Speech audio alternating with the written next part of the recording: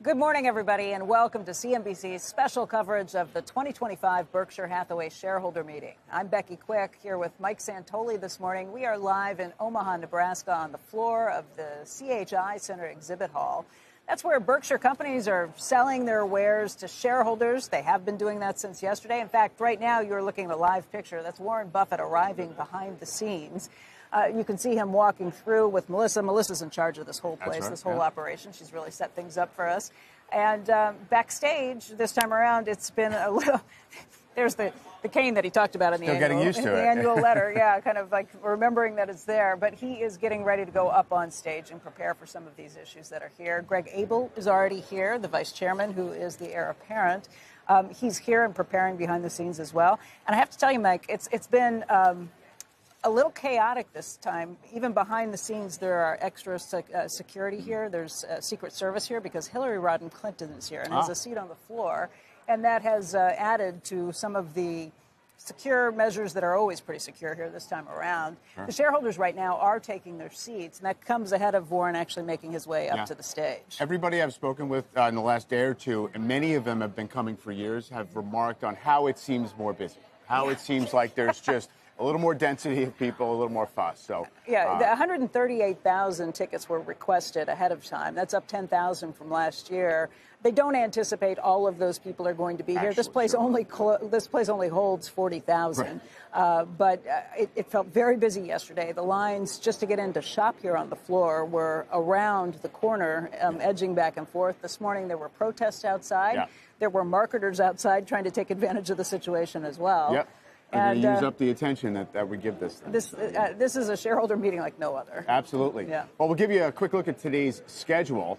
The morning question and answer session, as Becky said, kicks off at 9 a.m. Eastern. Warren Buffett, Greg Abel, and Ajit Jain will take questions for about 2.5 hours. After that, we will join you again then to break down everything we just heard. Right around noon, Buffett and Abel will head back to the stage and sit for another 2 hours of questions. We'll wrap up all the day's headlines when that ends and bring you a post-meeting analysis until 2:30 p.m.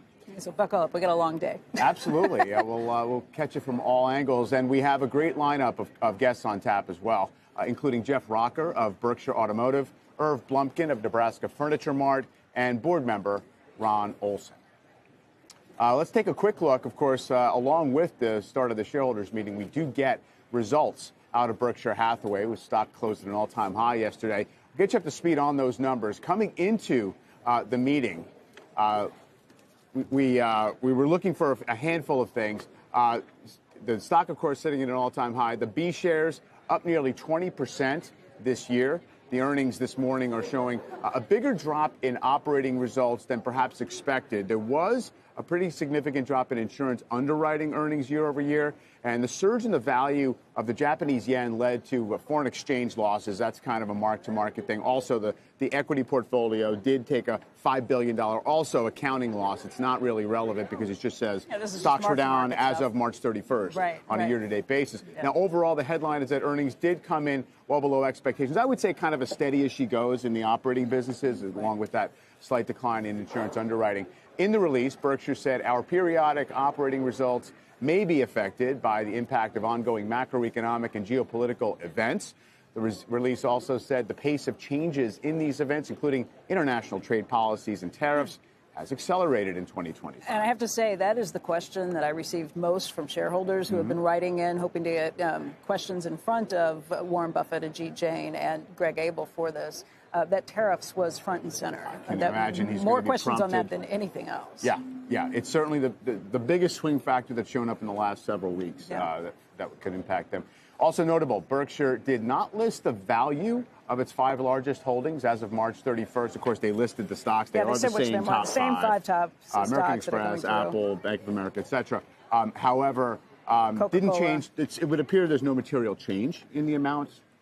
In terms of buying or selling. One thing that is notable that we've been watching is just that cash hoard. Absolutely. Did he put any of that money to work before March 31st? And the answer is no. That cash hoard actually grew. If you're looking at the numbers, at the end of 2024, it was $334.2 billion. Now, at the end of the first quarter, it's $347.7 billion. And that's substantial. I mean, it's a small buildup from where we were at the end of the fourth quarter, but it is a substantial buildup from where we were just a couple of years ago at the end of 2023. Absolutely. Just, look, it's coming in the door every day, and it'll pile up if you don't do something with it, right? Yeah. All the dividends, all the T-bill interest, everything else that's coming in. So clearly that story's going to remain. The question of, is it a market call or is it simply the lack of compelling huge opportunity? Now, the one interesting thing is the market really got volatile in April after the close of the quarter. Absolutely. So we don't know if he was putting money to work in the month of April when the market was really volatile with some of these things coming through. One interesting statistic, and I got this off of AI, looking through some of these things, the cash hoard that Berkshire has is now greater than the cash that 4 big tech companies have: Apple, Microsoft, Google, and Amazon combined. Yeah. You always think of those big tech companies as having so much cash, not knowing what to do with it. Well, Berkshire's got more than those 4. Well, they're using it to build data centers. Yeah. They also buy back a lot of stock. Actually notable, Berkshire Hathaway did not buy back any shares in the latest quarter, which is not too much of a surprise because Buffett kind of lays out the parameters under which he'll repurchase stock. It has to be at a certain valuation. And the stock is trading rich right now, as we was talking about yesterday, about 1.8 times book value at last report. Let's dig further into Berkshire's earnings now with David Samra, Managing Director and Portfolio Manager at Artisan Partners. He manages Artisan's International Value Fund. It's a 5-star fund that has outperformed the S&P this year, up nearly 7.5%. David is also a Berkshire shareholder and been coming to this meeting for more than 30 years, David, is that right? Yep, I went to Columbia Business School where Warren went to school, and I've been coming to this meeting ever since. Excellent.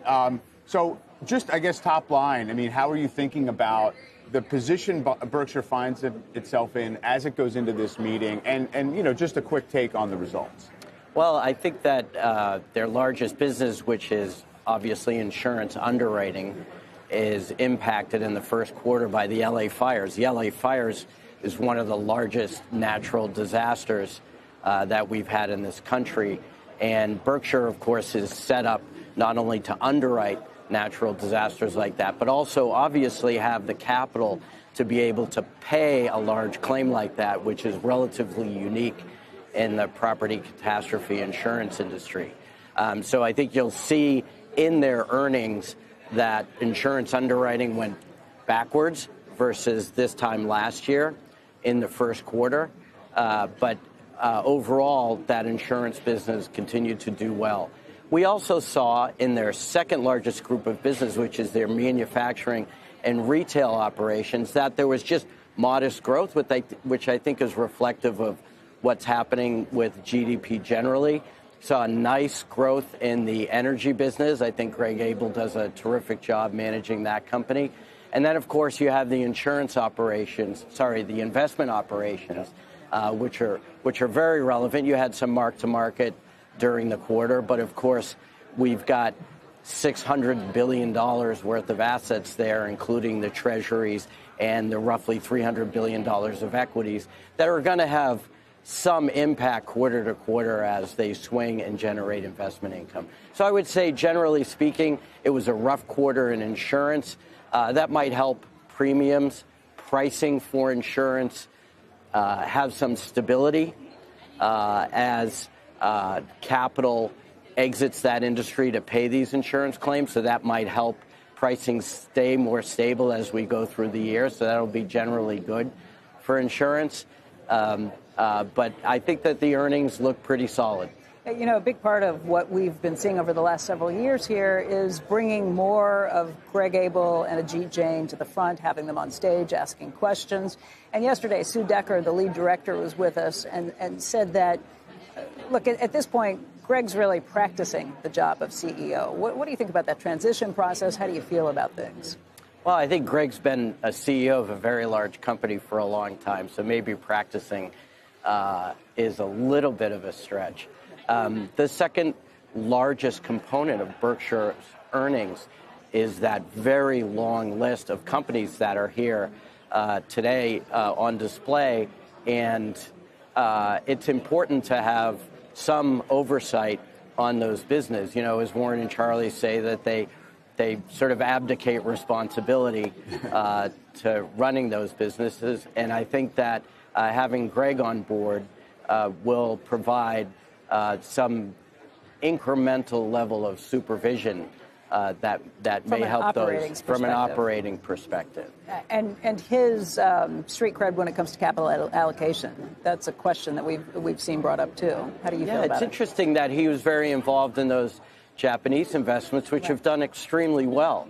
And it was very clever the way that those were put together, with Berkshire being able to borrow in yen, which did impact the earnings this quarter as the yen has appreciated. But that investment was very clever, and those businesses are very, very complex businesses. And so that's very good news with Greg being involved in those investments and the success of those investments.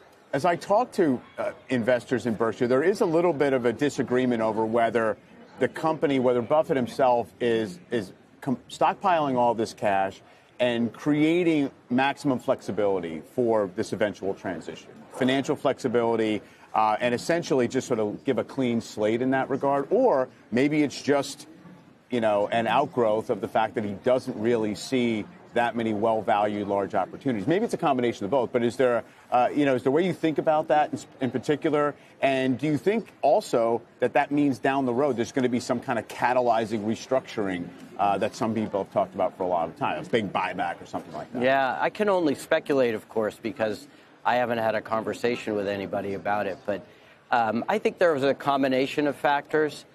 I think Apple's valuation had increased significantly. Yeah. And so disposing of a meaningful amount of Apple stock has caused cash to pile up. I think that generally speaking, the market is at a valuation that doesn't scream undervalued, so there's not a lot of big bargains that are out there. And the third thing that I would say is, if you look at the absolute dollars there and the potential to make an acquisition, and today a few $100 billion in a well-timed acquisition could be deployed.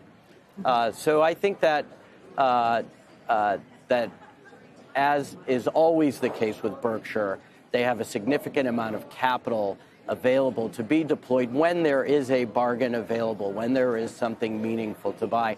And we're just not in an environment where there's any distress out in the market or there's excess, where there's a lack of liquidity. But Berkshire should be able to put that money to use. Is there anything you're in particular eager to hear, Warren and the team address today in the Q&A? I'm interested to hear their thoughts on the underwriting cycle, because that is their big business and what might happen there. And it's fantastic to have Ajit up on the stage to be able to address those issues. There are some wildfire issues that have been impacting the energy business, so it will be interesting to see if they have any commentary around that. And I think that it will be interesting to hear, of course, Warren's thoughts around tariffs. Yeah. That is the topic of the moment. Warren owns a number of businesses. You could look at Fruit of the Loom, for example, or Brooks, where the manufacturing is done largely over in Asia or in other parts of the world, and tariffs should have a meaningful impact on those businesses. Yeah, I'll tell you, I talked to the Benjamin Moore CEO yesterday, and they used to manufacture paint in Canada. They stopped in 2015. They are in the process of matching up with a partner so that they can start producing again in Canada, just so that they can have some cans that they can tell the Canadians are produced there to avoid the anti-American backlash. And they said they're going to have 5-gallon buckets that are available starting in mid-May. They'll have 1-gallon buckets available by the middle of July. Yeah. Yeah, So, and I think there's a lot of uncertainty in the market. Yeah. You can see it in the price of gold, Sure. And maybe you're seeing it in the valuation of Berkshire Hathaway today, this flight to safety, Yep. and the correlation between those assets is pretty interesting. Oh, yeah. Over the last 6 months, I pointed that out yesterday. Gold and Berkshire Hathaway shares have basically diverged from most other stocks. Yeah. I think the differential that we showed was up 19+% for Berkshire Hathaway, down by just over 3% for the S&P 500. And that's the biggest divergence going back more than 10 or 15 years, I think, that we've seen. Maybe even longer than that. $1.1 trillion market cap plus. So I don't know if anybody who was coming here 30 years ago thought we'd get there, but it's pretty Certainly remarkable. not. Certainly not. But I'm glad that we did. Yeah. David, great to have you here. Thank you very much for having having me. Thank you. All right. Well, Apple remains one of Berkshire's top 5 holdings, according to today's report. Shares finished the week lower by about 2%. They snapped an 8-day winning streak yesterday, despite beating on the top and bottom lines after the bell on Thursday. Let's bring in CNBC technology correspondent Steve Kovac to discuss Apple. Hey, Steve. Hey, Mike. Yeah, I mean, you guys were saying the tariffs were the talk of the town out there in Omaha. They were the talk of the town in Cupertino 2 days ago when I was out there reporting on this earnings report. And what we learned really is Tim Cook's management of the supply chain ahead of those April tariffs. So what he told us, Jim Cramer and I talked to him about these earnings reports, and what he told us was they were able to kind of move supply around in order to mitigate the worst effects of the tariffs right now in the June quarter, and telling us that this quarter, in the June quarter, they're expecting more than half of the iPhones sold in the United States will have been sourced in India, which, of course, has that lower tariff rate compared to the massive one they're facing over in China. Also, kind of painting this picture that, you know, what we can expect moving forward in the months and years to come, that more and more products that are sold in the U.S. will be sourced not from China, but from India for the iPhone side. And then for other products, that means like AirPods and watches and things like that, and Macs. That's all going to come from Vietnam. In fact, if you go out and buy one of those products right now and look at the back of it and see where it's made, it's likely going to say Vietnam right now. So, and a lot of this started years ago, especially during COVID, when they had all those COVID shutdowns and things like that. But look, guys, the headline number, of course, is they're still expecting an impact from these tariffs. $900 million cost is what they're estimating, and it's going to hit margins just a little bit. Margins are still strong, between 45.5% and 46.5% is what they're estimating here.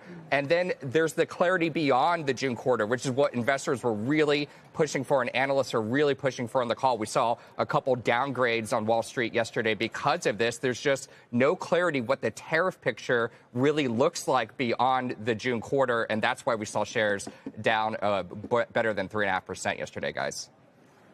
Hey, Steve, I will tell you, Tim Cook is here. He's been coming to this meeting for many years at this point because Apple's his largest shareholder, and, you know, Apple is Berkshire's largest stake, or has been. We don't know exactly what the latest quarters. He's here.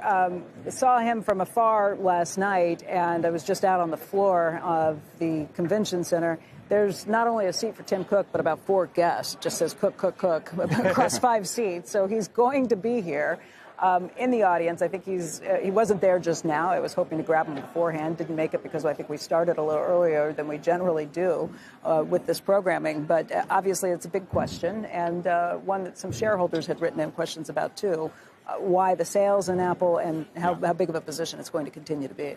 Yeah, I mean, and Steve, it is still, Berkshire owns 2% of the company at last report. So it's not as if this is, sort of a trivial by far their largest holding investor in Apple right now. So I'll also be interested to hear, Steve, do you think there's been any discernible demand effects, aside from the tariffs, if in fact overseas, a lot of what you see in terms of maybe backing away from American brands even bears on Apple at all? Yeah, 2 things. Well, first, let's talk about American demand real quick, because this was really interesting. What Tim Cook told me a couple days ago was, remember, ahead of those April 2nd tariff announcements, everyone was kind of talking about pull forward demand. Are we going to see people rushing out buying iPhones ahead of time? Tim Cook told me he saw no evidence of that, at least in the March quarter, that people were kind of anticipating and buying ahead of time, and therefore implying the growth we saw in iPhone was organic demand. This was, forget tariffs. This was people were just excited to buy the new phones. They had a new model that launched.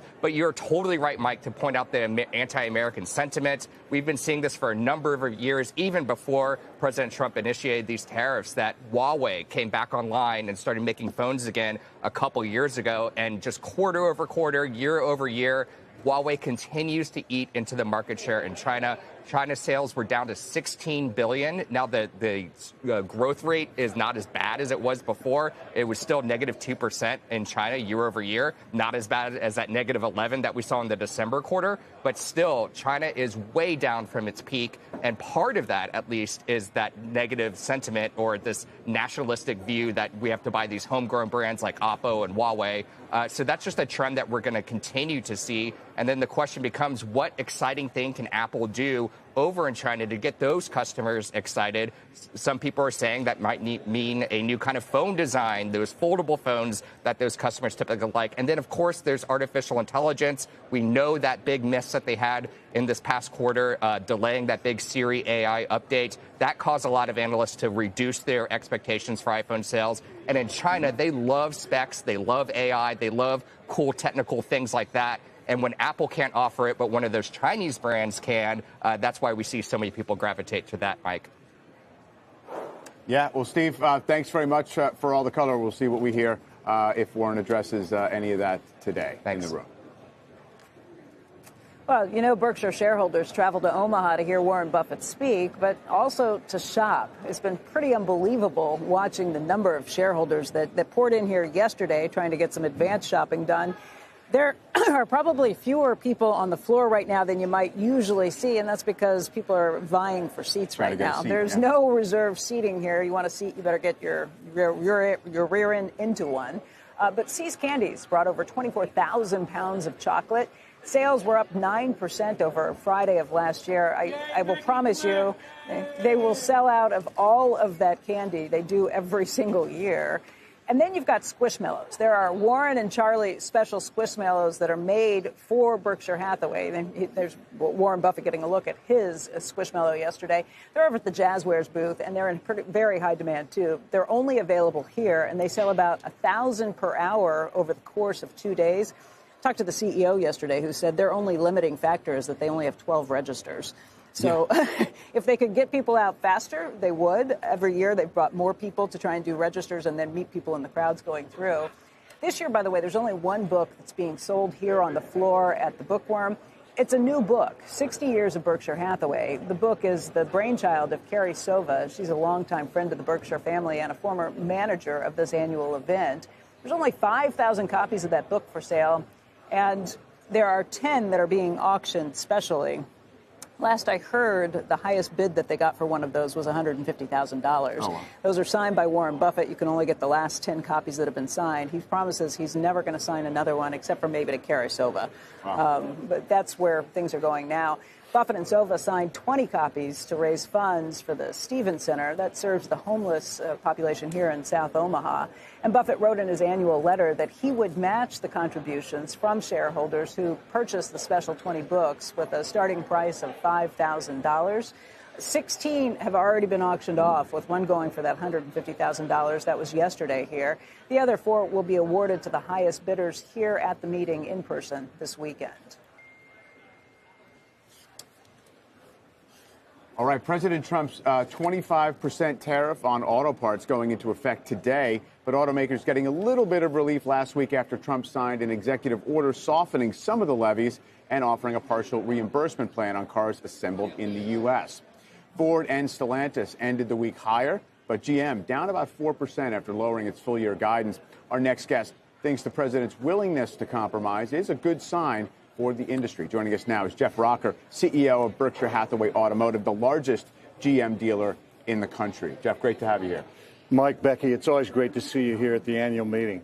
How are you navigating through all this? Well, obviously, these are exciting times in the automotive industry, and the tariffs are certainly in the headlines every day. But I would tell you, I wish I could give you absolute clarity on exactly how tariffs are going to manifest themselves. But I can tell you what we've seen so far and the impact of tariffs in our industry so far, and that is the last couple months, a surge in sales. And that obviously is being driven by consumers that want to beat the tariffs, so to speak, because the inventories that are on our dealership lots today are obviously not burdened with tariffs. So while we don't know what the future will look like in terms of tariffs, we are enjoying a couple of months of FOMO out there as consumers rush to take advantage of these non-tariff cars in inventory. Jeff, I'll tell you very quickly, we were just watching Tim Cook make his way into the floor of the convention center. You know, this is a little bit of star sighting here yes, at the of course, Berkshire I Hathaway annual understand. meeting. Tim Cook making his way through, and we're expecting more people. Well, it's always great to see Tim here. Yeah, it is. As you were just highlighting, Berkshire's still a significant shareholder. the pull forward effect, the FOMO effect that you're talking about, how's that going to, I mean, how are you planning for that to have an impact down the road? Is it going to mean you're going to see slower sales in the back half? Or is this like a one-off FOMO that you don't think will have a big impact later? Well, I think that this FOMO syndrome is different than what we saw during COVID. And I think that it is much more temporary and fleeting. In fact, the demand peaked already, we believe, in the month of March with a 17.8 million SAR. The SAR in April, while still above run rate, was just 17.3 million units.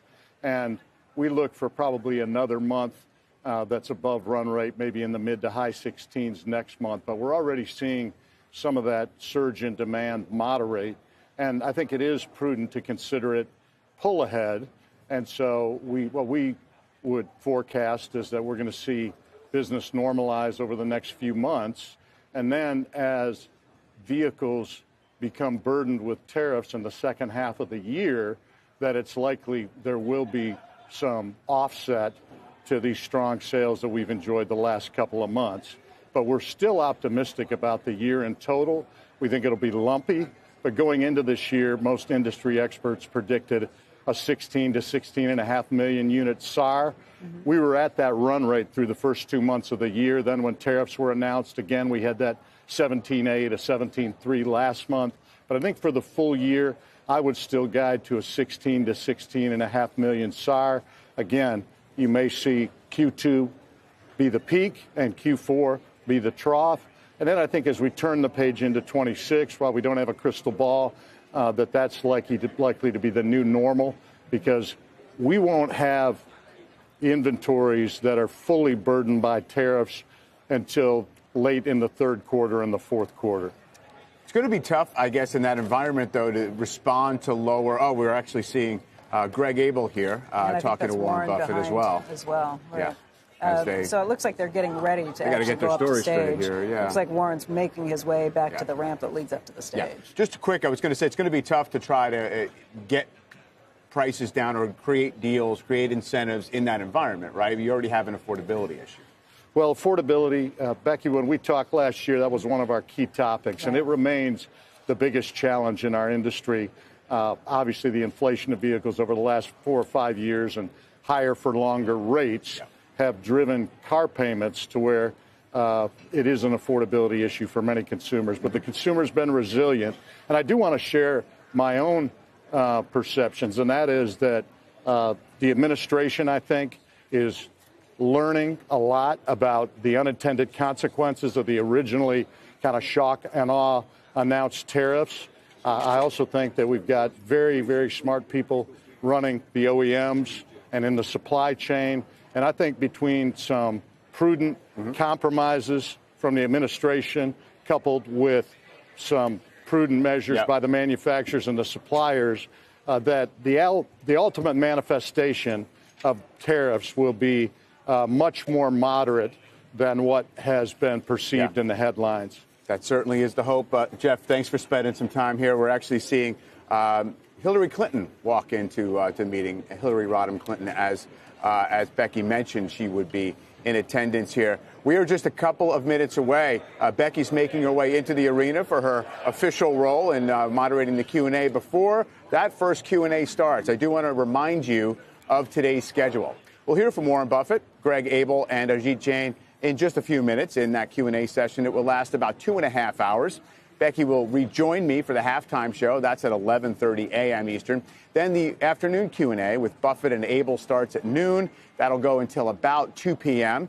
And stay tuned for in-depth analysis in our post-game show following that afternoon session.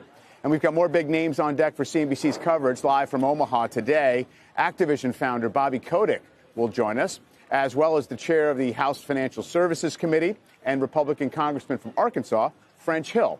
So right now we are getting ready to send you into this year's annual Berkshire Hathaway meeting. As I said, Becky's making her way into the arena, and she will take it from here.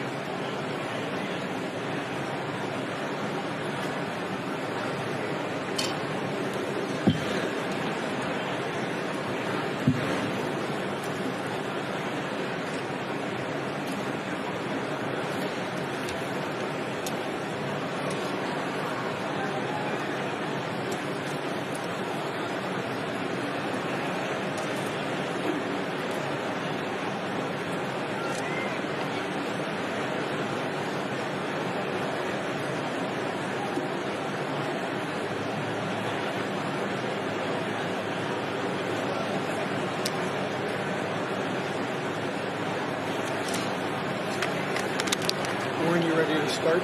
I'm ready anytime. Okay, let's go. You can start. You ready to go? Yep. Thank you, sir. We're good. Okay. If everyone will please take their seats.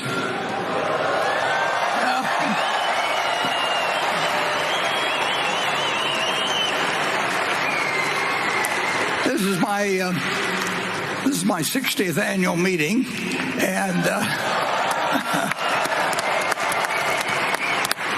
and it's the biggest, and I think it'll be the best yet. And I would, before I start, I'd like to give you a few figures from yesterday, because we set all kinds of records. Yesterday we had 19,700 people that joined us in the afternoon between noon and 5 o'clock, and that was up from 16,200, which was a previous record the year before. And in every aspect, we set records. See's Candy did $317,000 against $283,000 the year before. And most of these were limited by capacity. I mean, there were lines there throughout the total day. Brooks did $310,000. It was an all-time record sales day for them, and I think they have close to 3,000 runners lined up for Sunday, which is a lot of people to get up. I think we've had 2,200 or 2,400 before, but 3,000, and that doesn't count me, and it won't count me. And I could go up and down the line. Jazz wears around 250,000, double the previous years. They just sell as fast as they can sell. Most every place had people lined up at the cash register, sometimes for a lot longer wait than wish we had, but we'll learn the game eventually. And it goes on and on. Every company set records, and there's no way of knowing how many people we have here today. We have people listening in around the world, but I think we'll probably set records in a great variety of ways. And we're going to have, in a minute, we'll get to the question and answer, but I'd like to first introduce our directors, and I'm Warren Buffett, and I was born and bred right here in Omaha.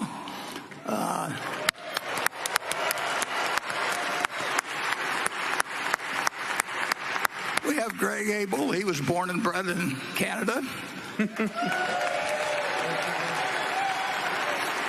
And we have Ajit Jain, who was born and bred in India. So we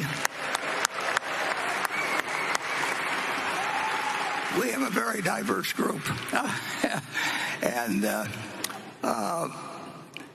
in the audience, and I will introduce them alphabetically, and if they'll stand as I introduce them. And I know it'll be an effort, but withhold your applause till the end so that we can get through the list. But we'll start alphabetically with Howard Buffett. Howie, would you stand? And withhold the applause. It'll go to his head. Susan Buffett. We have Steve Burke, Ken Chenault, Chris Davis, Sue Decker. Sue's our lead director. Charlotte Guyman, Tom Murphy Jr.,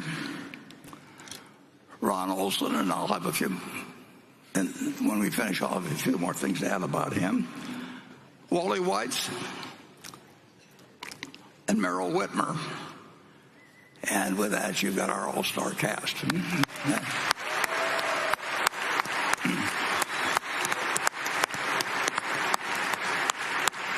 Ron, if you don't mind standing, I would like to point out that Ron, they finally got through an age director thing at Berkshire. I think we had 5 that were over 90 here not so long ago, but we put in the highest. Or Sue tells me anyway that it's the highest age limit that any of the companies she checked out came up with. But Ron has been on the board for 28 years and been associated with Charlie Munger at Munger Tolls for many years beyond that, and has been around at a variety of times of crisis and joy and disappointments and surprises and everything else at Berkshire, and has been of invaluable help to us. So I think I'd like to give a special hand to Ron Olson.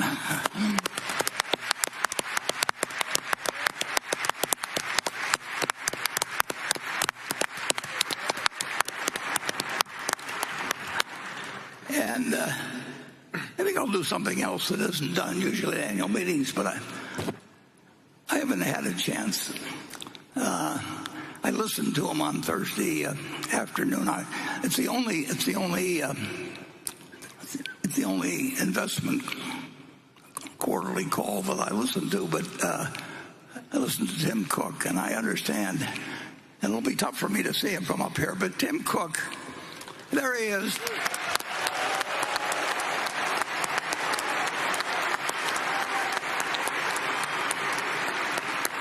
I'm somewhat embarrassed to say that Tim Cook has made the Berkshire a lot more money than I've ever made Berkshire Hathaway. So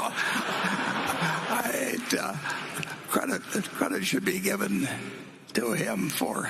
I knew Steve Jobs briefly, and Steve, of course, did things that nobody else could have done in developing Apple. But Steve picked out Tim to succeed him, and he really made the right decision. Steve died young, as you know, and nobody but Steve could have created Apple, but nobody could. But Tim could have developed it like it has. So on behalf of all of Berkshire, thank you.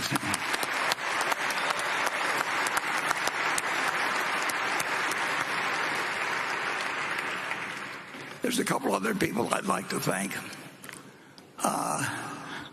I don't do any work in terms of the show or anything else around Berkshire, but what you see today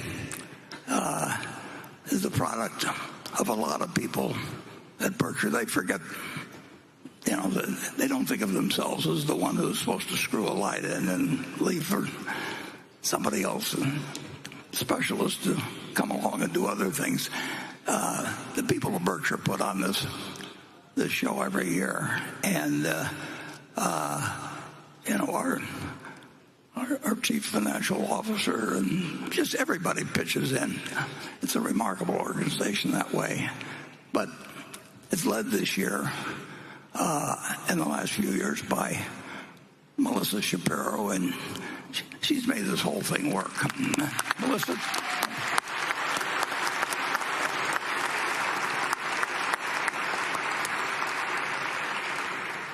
And then we got an idea a while back, many years ago. I'll take it all the way back.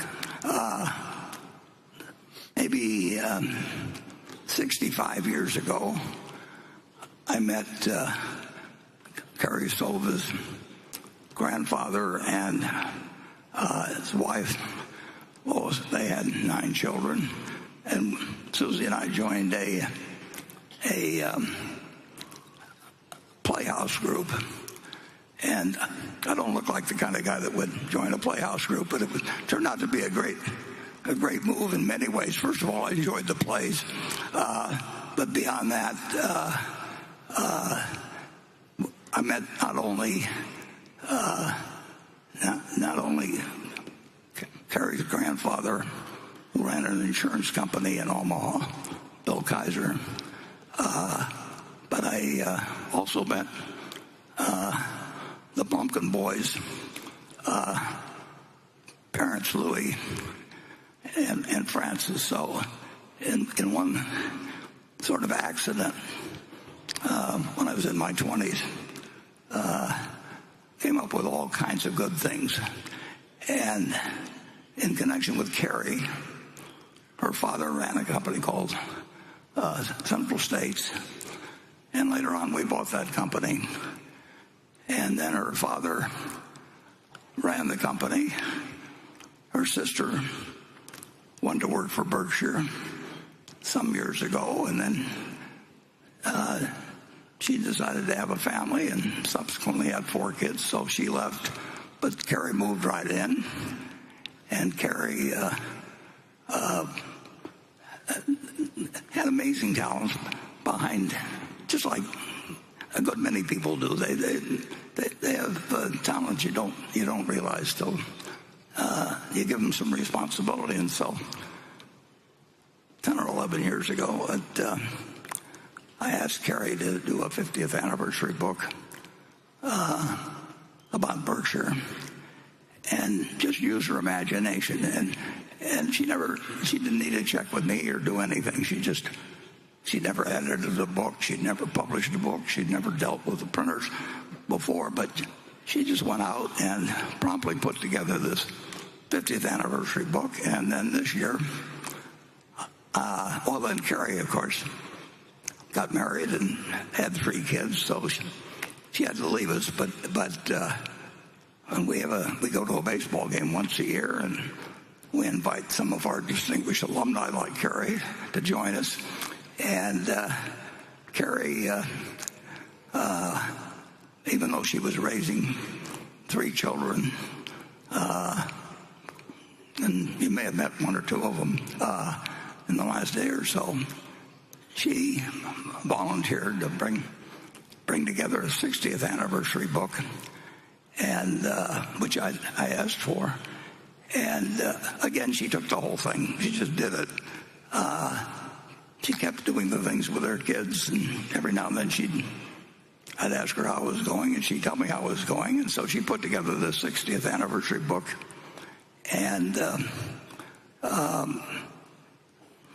got it done by, maybe a week before the meeting, because I gave her the assignment very late. And yesterday we sold, I think it was 4,000 plus, 4,000 to 4,500 maybe. 4,400. We printed 8,000. We intended to print 5,000, but so we sold 4,400 books yesterday, and we'll have roughly 3,600 left out there today. And it's kind of a whimsical but accurate, and she came out with just the book I hoped she would come out with. And then as we went through this publishing experience, Carrie wouldn't take a dime,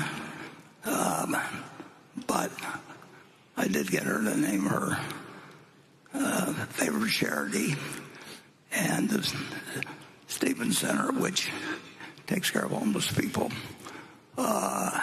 and does a great many other things. It's located about 5 or 6 miles from where we are here south. Has been doing a wonderful job. Her grandfather helped form it.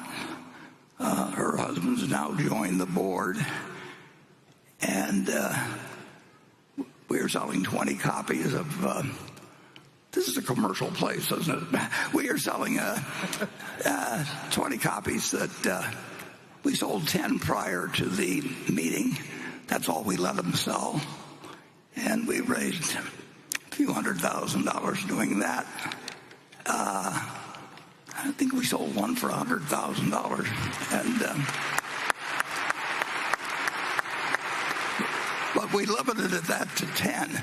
And the only difference in these and the $25 version is that Carrie and I signed them, but we saved 6 for yesterday, and The sixth brought $148,000, which is a pretty good average per book of about $20,000. And then I had him say 4 more. So this afternoon when we disband at 1 o'clock, the area right behind us that has all the goods in it, in the bookstore, they will sell the final 4.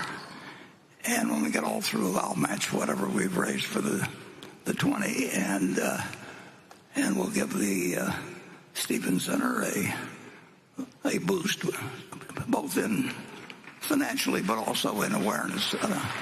So anyway, that.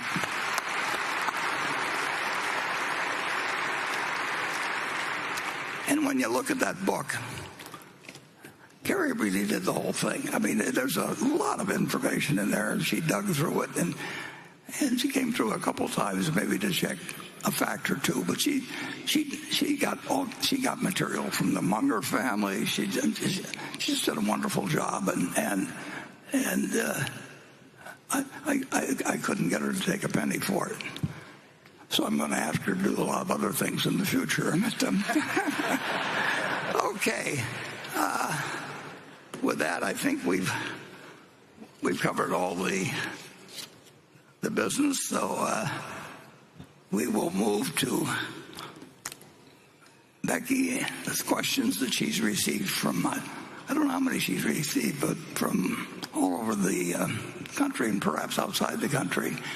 And she's picked out a group of them, which she has not shared with me.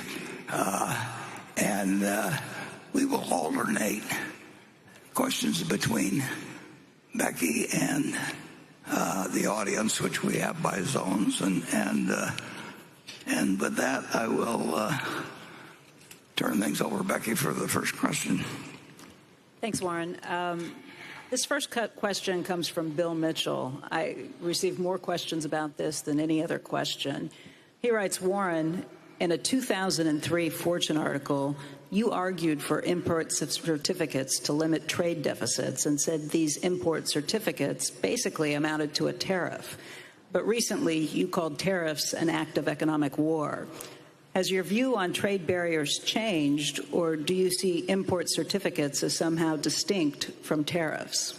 Yeah, well, the import certificates were distinct, but their goal was to balance imports against exports, and so that the trade deficit would not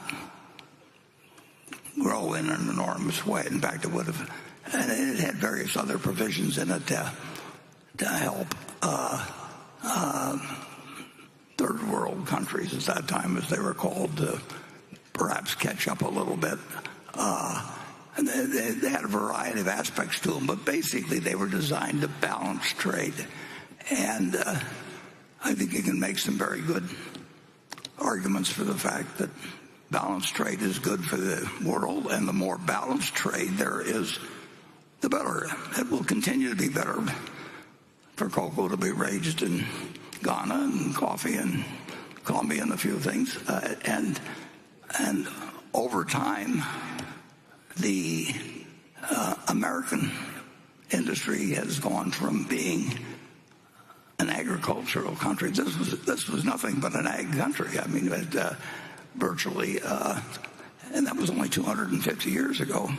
And we have become a very industrial country, and we did not want to make that a situation, in my view, where we ran greater and greater deficits, building up greater and greater debts against the country. So I designed this import certificate thing, which Charlie thought was a little Rube, too much like Rube Goldberg. I don't know whether that name is, but it's gimmicky. But it's certainly a lot better than anything I think than we're talking about now. And there's no question that trade can be an act of war, and I think it's led to bad things. Just the attitudes it's brought out. in the United States. I mean, we should be looking to trade with the rest of the world, and we should do what we do best, and they should do what they do best. And I don't think it...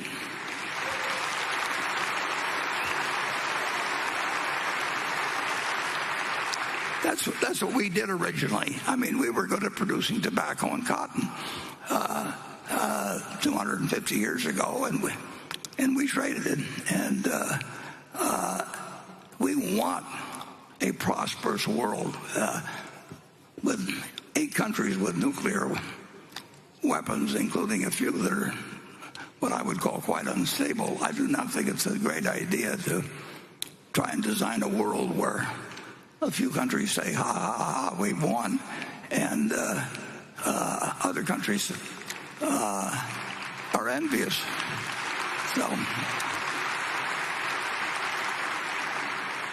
So my import certificate idea, which went no place, I think we've got extra copies, Rob. We've not a great demand for the copies.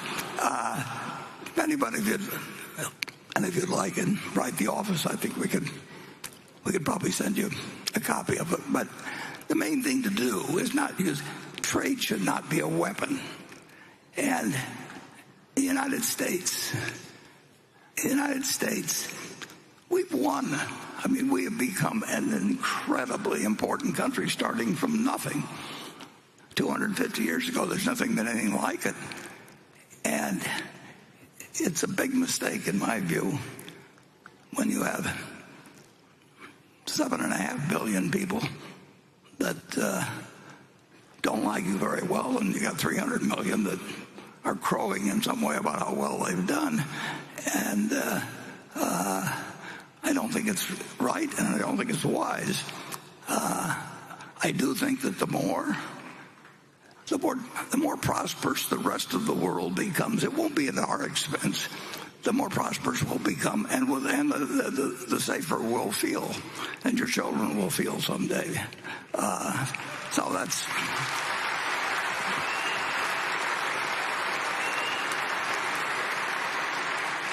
But don't expect my import certificate idea to go down there with Adam Smith's Wealth of Nations or anything. Okay, let's go to Area 1. Mr. Buffett, Mr. Abel, and Mr. Jane, good morning. I'm S.T. Cheung. I'm from Hong Kong.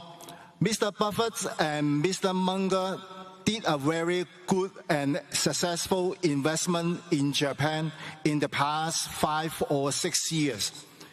The recent CPI in Japan is currently above 3%, not far away from its 2% target. Bank of Japan seems very determined in raising rates, while Fed, ECB, and other central banks are considering to cut them. Do you think BOJ, Bank of Japan, makes sense to proceed the rate hike? Will its planned rate hike deter you from further investing Japanese stock market or even considering to realize your current profits? Thank you very much for arranging this greatest event every year. Finally, I wish you healthy always and keep holding this shareholder meeting. Thank you.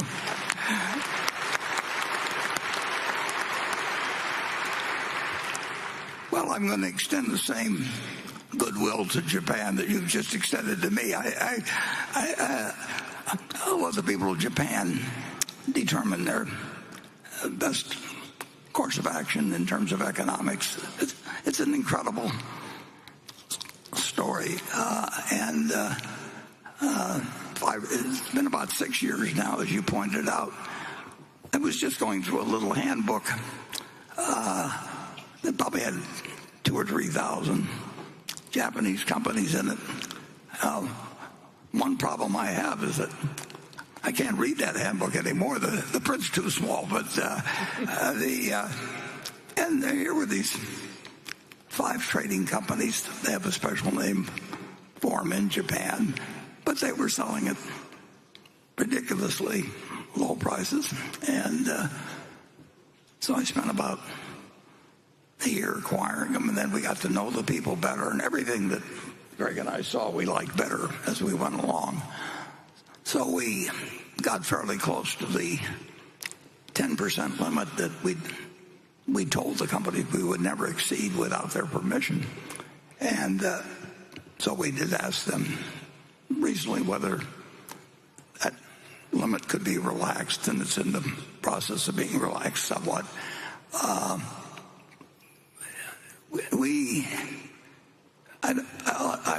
I would say that I'll speak for Greg beyond me, that in the next 50 years, and I hope he's running things then, we won't give a thought to selling those. I mean, Japan's record has been extraordinary, actually, in terms of that. My guess is that Tim Cook would tell you that iPhone sales there are about as great as any country outside the United States.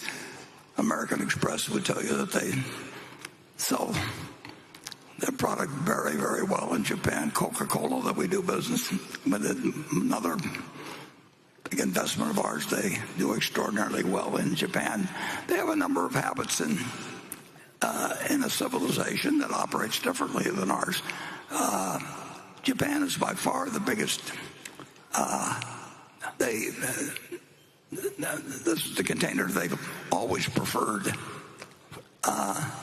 for soft drinks, and they have a whole different sort of distribution system there. But we have been treated extremely well by the 5 companies. They talk with Greg primarily. I went over there a year or 2 ago. But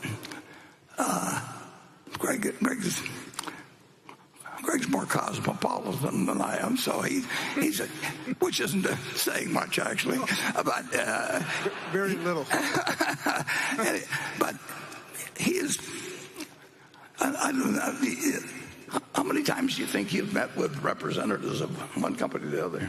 Yeah, when you think of the 5, there's definitely a couple meetings a year, Warren. And I think the thing we're building with the five companies is, one, it's been a very good investment, but we are really, as Warren touched on, we envision holding the investment for 50 years or forever. But I think we also are building relationships to do incremental things with each of those companies. And we really do hope to do big things with them globally. They bring different perspectives and different opportunities than we see, and that's why we're building that long-term relationship with them. It's super long-term, and they have they have different customs. They have different approaches to business. That's true around the world,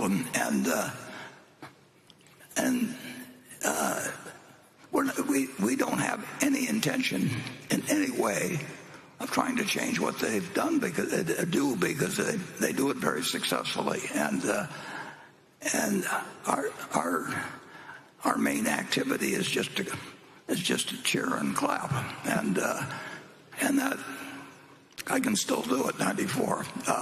So we will own those.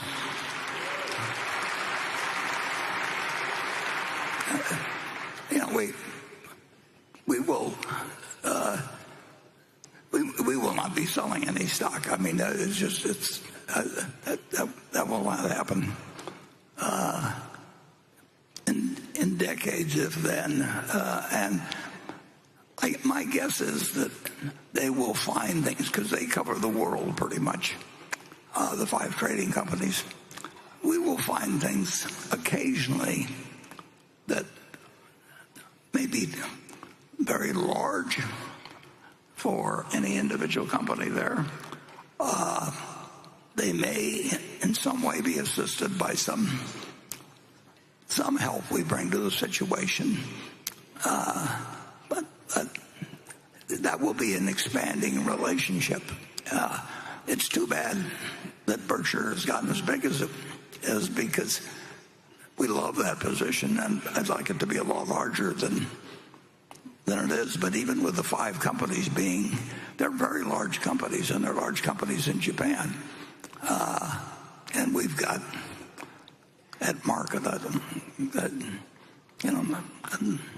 the range of $20 billion invested, but I'd rather have $100 billion than $20 billion, and that's the way I feel about it. Several other investments we have, but size is an enemy of performance at Berkshire, and I don't know any good way to solve that problem, but Charlie always told me that having a few problems was good for me. I never quite understood that, but if you listen to him moralize, you would understand. And it's not an impossible problem at all. And the Japan investment has just been right up our alley. You want to add anything on that, Kurt? No, I think you've touched it, but as you said, it's right up our alley, and I absolutely agree, Warren. I do believe we'll see some very large opportunities long term, sure. and that's just been a great plus of that relationship. Yeah, I would say they would like to present us with opportunities. We would like to receive them. We've got the money. We both get along very well with each other, and they have some different customs than we have. They drink the number one Coca-Cola product they drink over there, something called Georgia coffee. I haven't converted them to Cherry Coke, and they're not going to convert me to Georgia coffee. But it's a perfect relationship. I just wish we could get more like it. And I never dreamt of that when I picked up that little. It wasn't so little, it was about that thick, but sometimes 2 companies to a page, and a couple thousand pages, I believe. But it's amazing what you can find when you just turn the page. We showed a movie last year that about turn every page, and I would say that turning every page is one important ingredient to bring to the investment field. And very few people do turn every page, and the ones who turn every page aren't going to tell you what they're finding. So you got to do a little of it yourself. Okay. Becky? This next question comes from Advait Prasad in New York.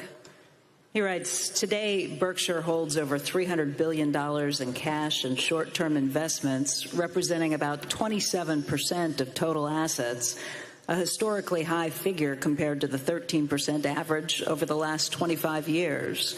This has also led Berkshire to effectively own nearly 5% of the entire U.S. Treasury market. Beyond the need for liquidity to meet insurance obligations, is the decision to raise cash primarily a de-risking strategy in response to high market valuations, or is it also a deliberate effort to position Berkshire's balance sheet for a smoother leadership transition, providing Greg Abel with maximum flexibility and a clean slate for future capital allocation decisions? And I will add one line from another shareholder, Mike Conway, who asks, are you encouraged you may see some fat pitches coming your way? Yeah. Well, I wouldn't do anything nearly so noble as to withhold investing myself just so that Greg could look good later on.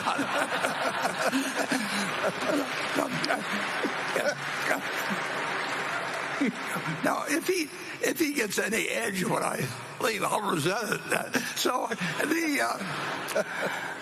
the amount of cash we have is we would spend, well, we came pretty close to spending $10 billion not that long ago, for example. But we'd spend $100 billion. I mean, and those decisions are not tough to make. When something is offered that makes sense to us and that we understand, and offers good value, and where we don't worry about losing. And the one problem with the investment business is that things don't come along in an orderly fashion, and they never will. I mean, it isn't like every day.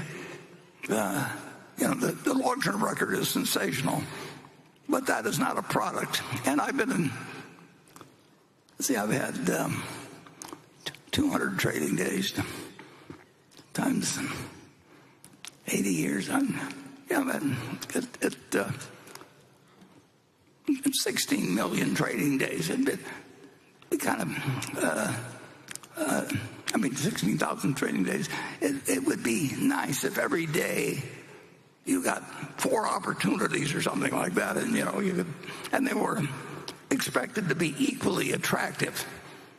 If I was running a numbers racket, every day would have the same expectancy of that I would keep 40% of whatever the handle was, and so the only question would be is how much we transacted.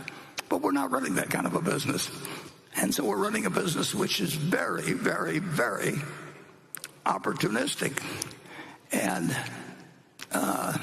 Charlie always thought I did too many things.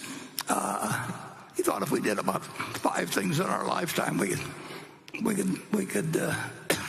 end up doing better than if we did 50, and that we never concentrated enough. So that we would rather have, if we've got $335 billion now in treasuries, we would rather have conditions that are developed where we would have like $50 billion or something like that. But that just isn't the way the business works. And we have made a lot of money by not wanting to be fully invested at all times. And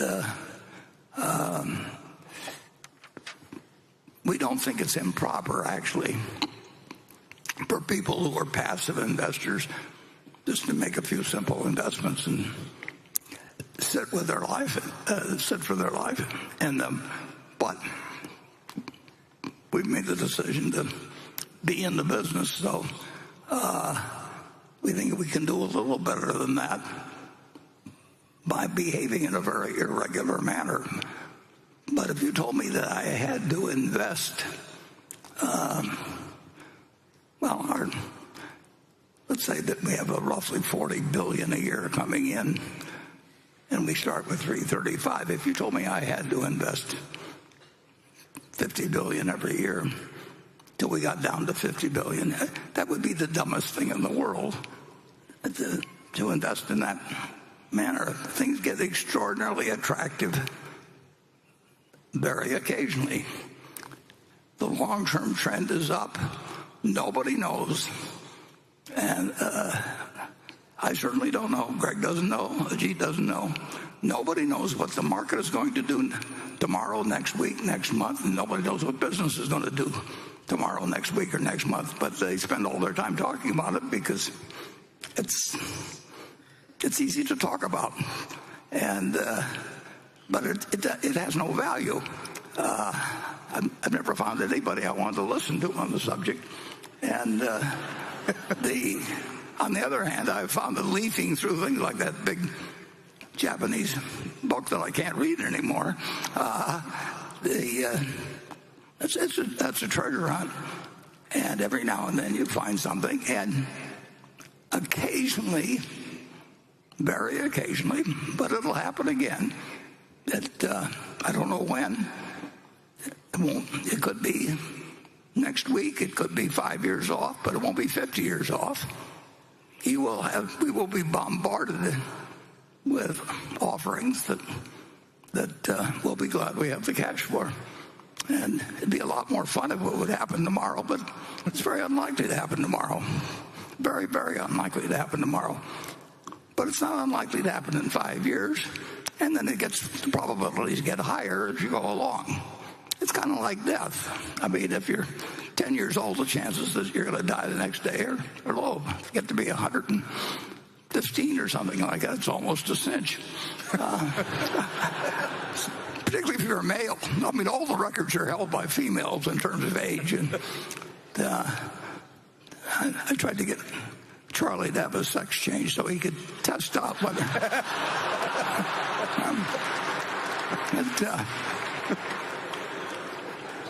He did pretty well for being a male, I'll put it that way. Okay. Station 2. Good morning, Warren, Greg, and Ajit. My name is Jackie Han. I'm from China and now work in Toronto, Canada.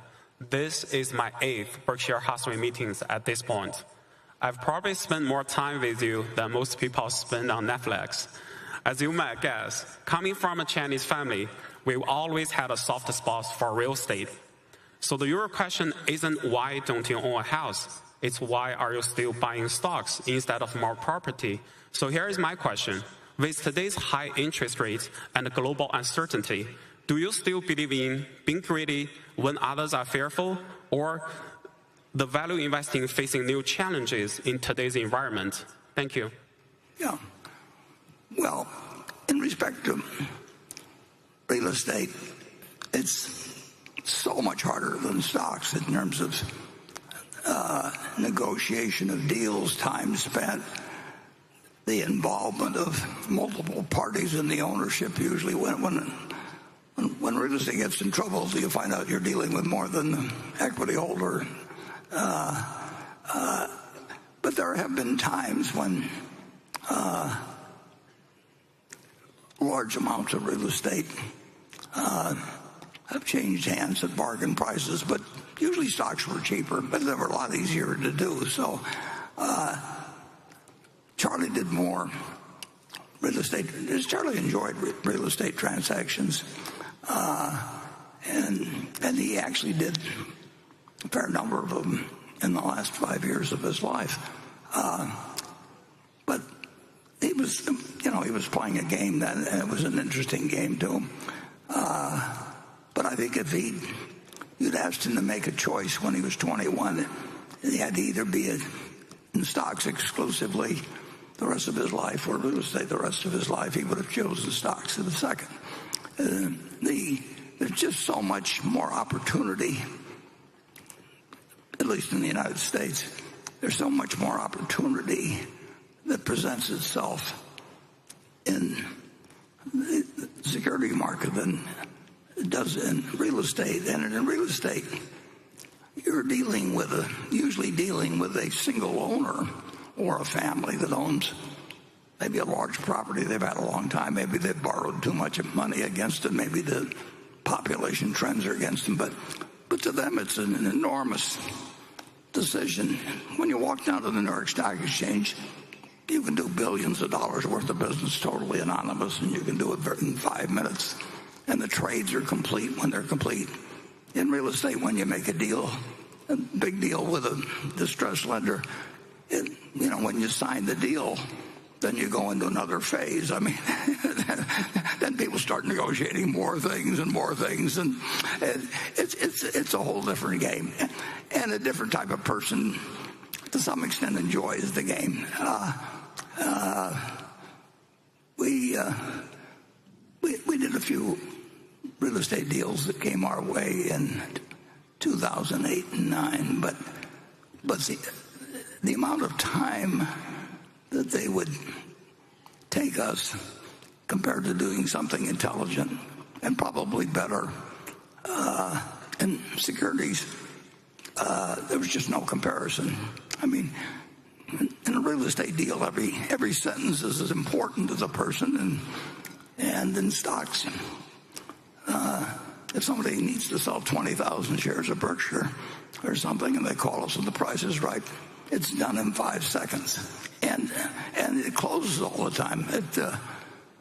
People who you certainly wouldn't want to have marry your daughter, or they behave well, actually, in stocks. Partly that's because they're probably having their wires or phones or whatever it is recorded as to what they've said and everything. but the completion rate for working on anything in stocks is, assuming you've got a meeting of the minds on prices, essentially 100% in real estate. It just begins when you agree on deals, and then they take forever. So for a guy 94, it's not the most interesting thing to get involved in something where the negotiations could take years.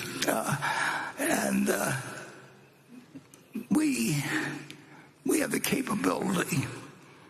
There have been some huge failures in fact, if you go all the way back to Zeckendorf in the 1960s, he was going to change the world, and Century City out in California is a product of his. And if you go to Eurus, if you go to he was sitting on top of the world with the Eurus buildings, and so people tend to get in trouble in that business. The banks usually don't want to recognize it, but that takes a long time to go through the bank processes. They just got through redoing the Musk loan that he did when he was buying it 3 years ago, the company that's now X. And, 3 years to work out a transaction that where you've got parties on both sides that aren't ready to act. We find it much better when people are just ready to pick up the phone, and you can do hundreds of millions of dollars worth of business in a day. I've been spoiled, but I like being spoiled, so we'll keep it that way. Okay, Becky. This question comes from Sam England in San Francisco, and it's for Warren and Ajit. As AI systems become more capable and harder to interpret, how do you see that affecting the insurance industry's ability to assess, price, and transfer risk? Are there parallels to past disruptions Berkshire has navigated in underwriting or capital allocation? Okay, Becky, and Ajit's got about 100 points of IQ on me, and he's just going to be here this morning, so I'm going to let him answer the question first. Well, there is no question in my mind that AI is going to be a real game changer, and it's going to change the way we assess risk, we price risk, we sell the risk, and then the way we end up paying claims. Having said that, I certainly also feel that people end up spending enormous amount of money trying to chase the next new fashionable thing. We are not very good in terms of being the fastest or the first mover. Our approach is more to wait and see until the opportunity crystallizes and we have a better point of view in terms of risk of failure, upside, downside. So right now, the individual insurance operations do dabble in AI and try and figure out what is the best way to exploit it. But we have not yet made a conscious, big-time effort in terms of pouring a lot of money into this opportunity. And my guess is we will be in a state of readiness. And should that opportunity pop up, we'll be in a state where we'll jump in promptly. Yeah, and I was just add, I wouldn't trade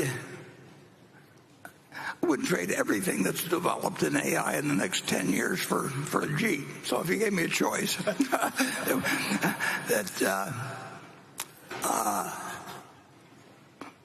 gave me a choice of having $100 billion available to participate in the insurance, property casualty insurance business for the next 10 years, and a choice of getting the top AI product out of whoever's developing it, or having Ajit making the decision. I would take Ajit any time.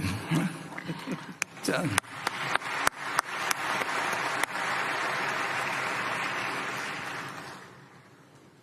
And I'm not kidding about that.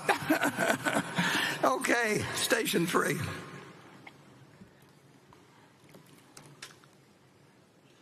Hello, I'm Sean Siegel from Chicago, Illinois. Thank you for investing your time, to you and the executive committee for putting on this meeting, and for bringing together a diverse group of people in attendance under one roof.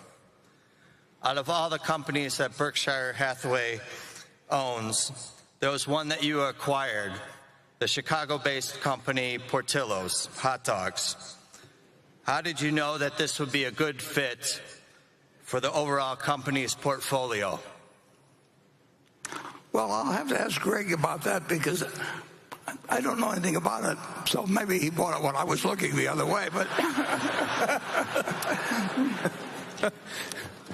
I think I got to call a friend on this one.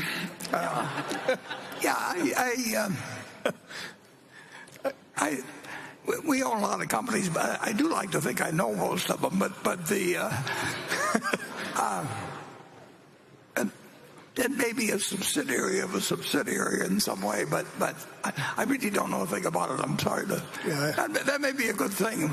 I do know something about hot dogs, though. So, and we do have a lot of companies in Chicago, Warren, through Marmon, and that's been a great opportunity where we've accumulated a variety of excellent companies under that portfolio. But as you noted, I don't believe Portillo's falls under that. No, I look at the financial statements of about perhaps 50 or 60 of our companies every month. But in the case of Marmon, for example, Marmon itself owns over 100 companies, and it was the creature of.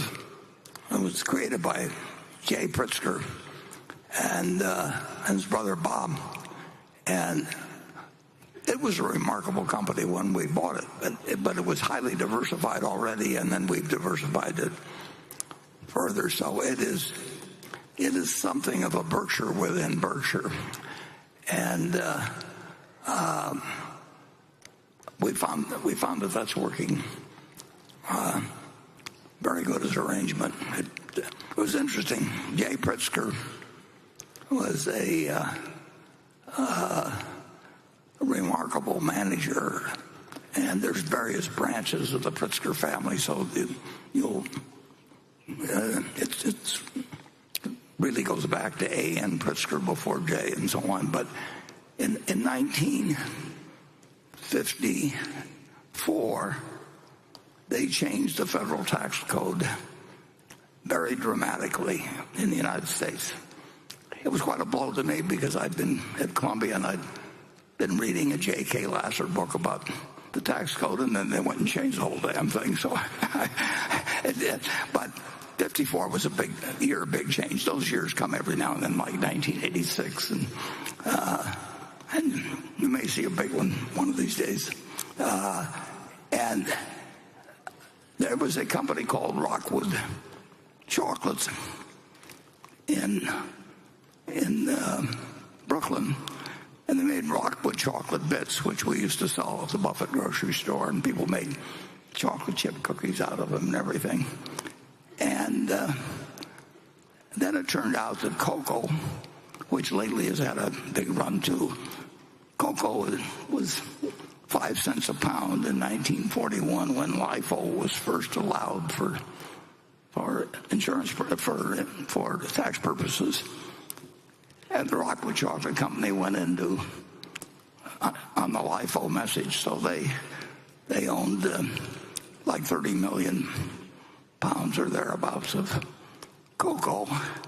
And then cocoa took a run in 1955, and I had just moved to New York.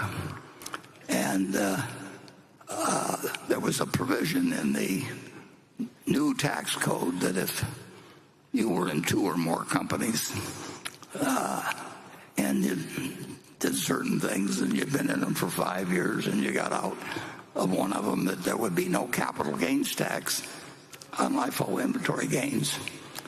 And tax rates were on 48%, maybe 52%. And so there was this huge profit because the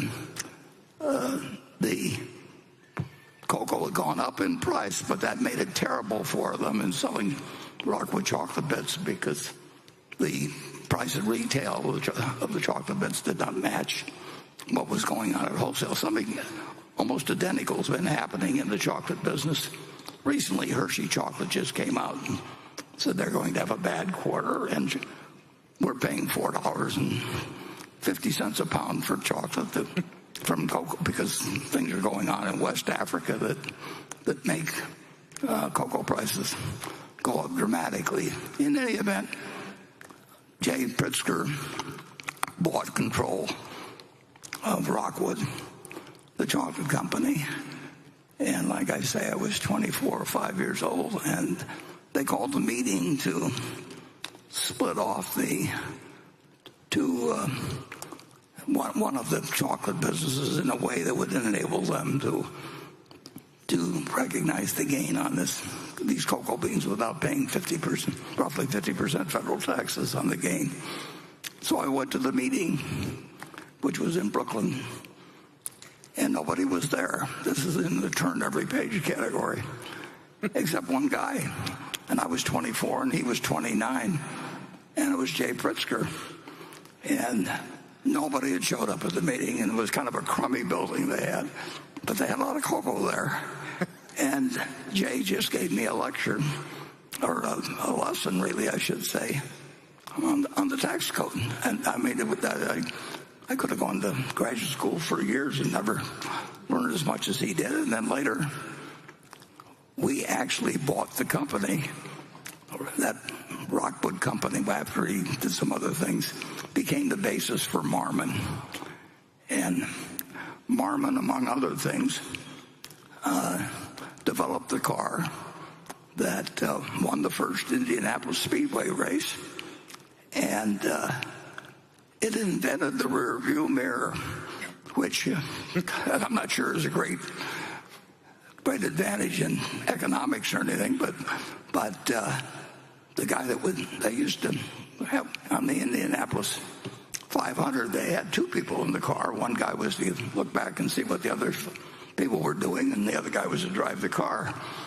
And our guy got sick, and so they invented a rear view mirror. So if you want to look at the kind of, what's going on in the laboratories of Berkshire Hathaway, and we've got people working on things like the rear view mirror. Hey, Warren? Yep. I'm happy a friend did call. So that still works. Peter Eastwood, who runs one of our Berkshire subsidiaries and does a great job of running it, tracked down that Portillo's is owned by a private equity firm called Berkshire Partners. So that was the basis of the question, but it's not associated with Berkshire. So we got to the bottom of that one. Yeah. Thank you, Peter.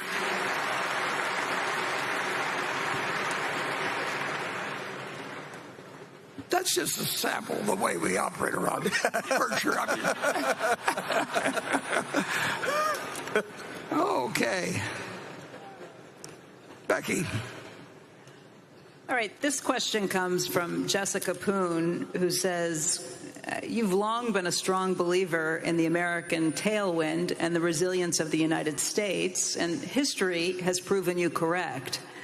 Today, the U.S. appears to be undergoing significant and potentially revolutionary changes. Some investors are now questioning the concept of American exceptionalism.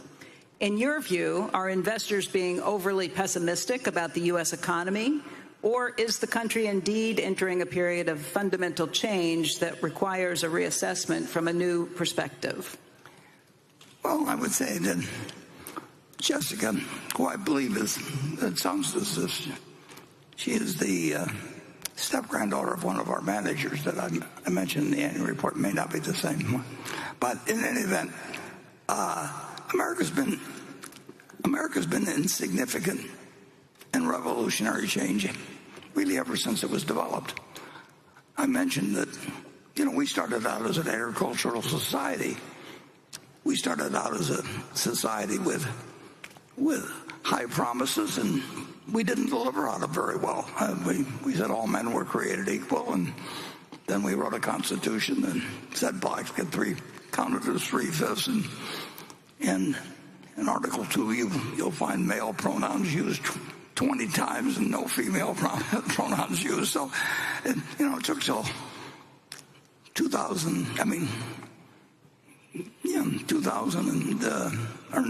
1920, I should say, till the 19th Amendment was passed, saying, "Oh yeah, we promised the women this back in 1776, and now we'll do something about it." And then we didn't do something about it for a long time. So we're always in the process of change.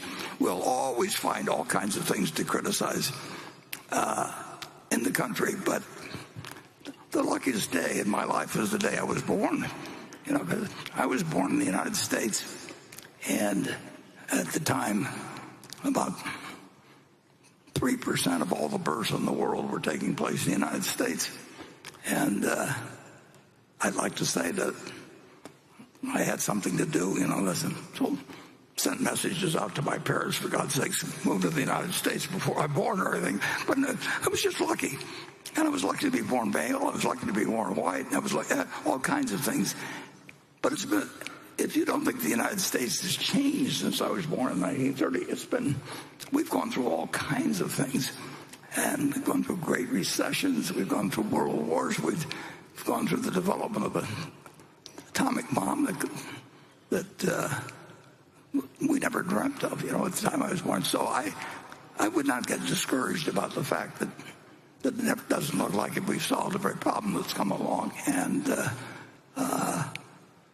if I were being born today, I would just keep negotiating in the womb until they said you can be in the United States. So we're all pretty lucky.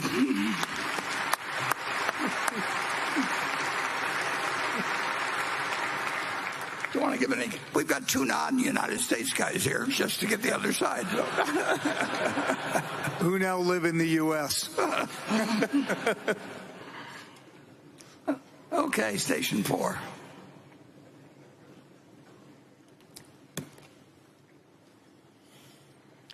Hi, Mr. Buffett. My name is Daniel, and I'm from Tenafly, New Jersey. First of all, I just want to say how grateful I am for getting the opportunity to ask you a question. When it comes to your principles of investing, you often talk about how important it is to be patient. Has there ever been a situation in your investing career where breaking that principle and acting fast has benefited you? Thank you. Well, that's a good question. And there are times when you have to act fast. In fact, we made a great deal of money because we're willing to act faster than anybody around. Jessica Toombs was, I think she's the stepdaughter or step-granddaughter of Ben Rosner, a manager of ours. And in 1966, I got a call from a fellow named Feldsteiner in New York, and he said, I represent Mrs. Annenberg. And there were actually 9 Annenberg sisters, I believe, before Laura Annenberg came along as the son. But he said, we have a business we'd like to sell you. So I called Charlie up, and I got a few details, and it sounded very interesting. And Charlie and I went back to the office of Will Feldsteiner in New York, who was a marvelous guy. Never met him since, but he was handling things for Mrs. A. Simon, but her name was Annenberg, and her husband had been the partner of Ben Rosner, but he had died, and Ben got kind of tense about working with her, and so he offered us this business at a bargain price. He offered us a business for $6 million. It had $2 million in cash. It had a $2 million piece of property in a 900 block of what's the key street in Philadelphia down there, Market Street, and it was making $2 million a year pre-tax, and the price was $6 million. And Charlie and I went back to this place, and Ben Rosner was there, and he just was upset about doing business with his partner's widow. She was extremely wealthy, and he wasn't enjoying it. He was very nervous about selling it, and he said to me and Charlie, he said, I'll run this business for you until December 31st, and then I'm out of here. And I got Charlie, we went out in the hallway, and I said, if this guy quits at the end of the year, you can throw away every book on psychology you've ever read. I mean, and so that began we bought the company and had a great relationship. And did I know that morning when I got a phone call from Will Feldsteiner that did his background about it?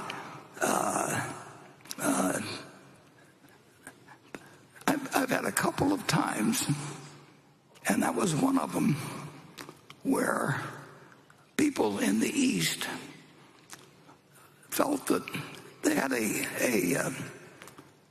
stereotype in their mind of what people from the Midwest were like. And Ben had been married. His first marriage was to a woman from Iowa, and he just figured that anybody from the Midwest was okay. And the trick when you get in a business with somebody, or get in a room with somebody like that, and they want to sell you something for $6 million that's got $2 million of cash and a couple million of real estate and is making $2 million a year,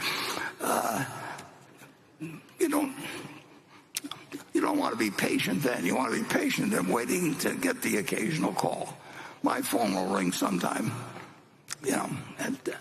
with something that, wakes me up. I may be sleeping in there or something, but you just never know when it'll happen, and that's what makes it fun. I mean, so patience. It's a combination of patience and a willingness to do something that afternoon if it comes to you.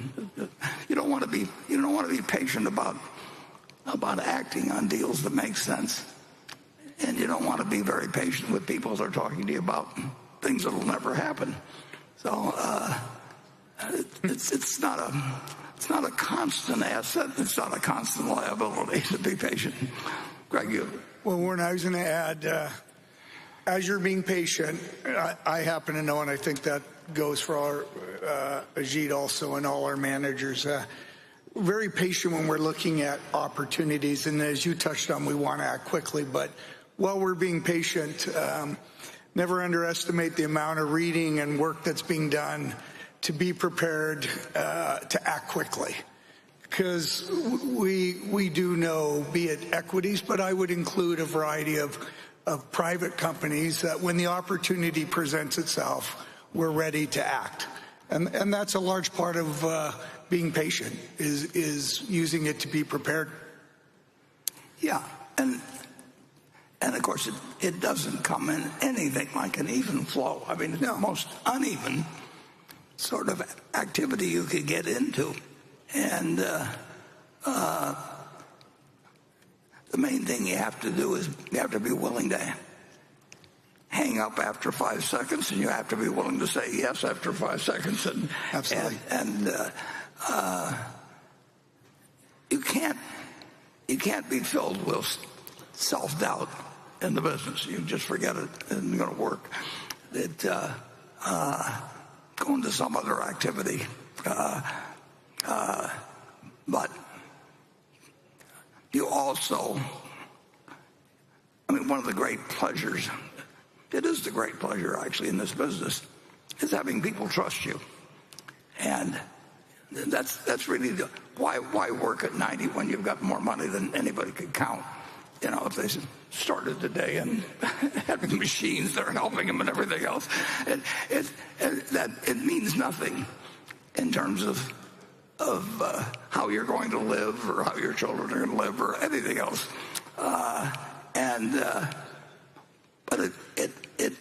But both Charlie and I, we just enjoyed the fact that people trusted us, and they trusted us 60 years ago or 70 years ago in partnerships we had.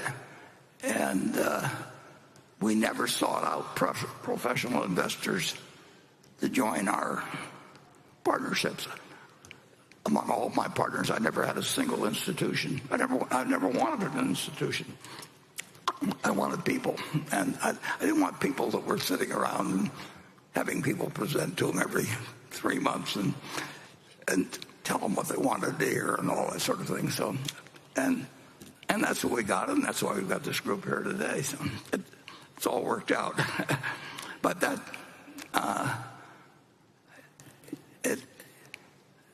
it's you don't want to be patient when things are going your way. When the time comes to act, you want to get it done that day. Okay, Becky? This question is from Flavio Montenegro, a shareholder from Guatemala. A couple of years ago in this meeting, Mr. Jain outlined the significant challenges GEICO faced in modernizing and integrating its IT systems. It was also mentioned that competitors were ahead in their pricing strategies because of the use of telematics. Today, GEICO's turnaround is evident through strong pricing and operational improvements. Could you provide more details on the specific actions taken under Todd's leadership and how those changes will help sustain a long-term competitive advantage in the coming years? Yeah. Todd has done a great job for us in terms of turning around the operations. When he took over, there were two major issues that GEICO was behind its competitors on. Firstly, the term Warren used and we all have been using is matching rate to risk. And secondly, telematics. We were at the bottom of the list insofar as telematics are concerned about 5-6 years ago. Since then, we have made rapid strides, and telematics, which used to be a source of competitive disadvantage to us, is no longer so. And I would argue that our telematics at GEICO is about as good as anyone else's today. So that's been one huge catch-up. Secondly, in terms of matching rate to risk, there again, I think we have caught up with our competitors, and we are as good as anyone else in the field. All this together with the cost reduction effort that GEICO and Todd gets a lot of credit for, he has basically reduced the workforce by 20,000, starting with something close to 50,000. He's brought it down to 20,000, and that translates to, I guess, at least $2 billion per year.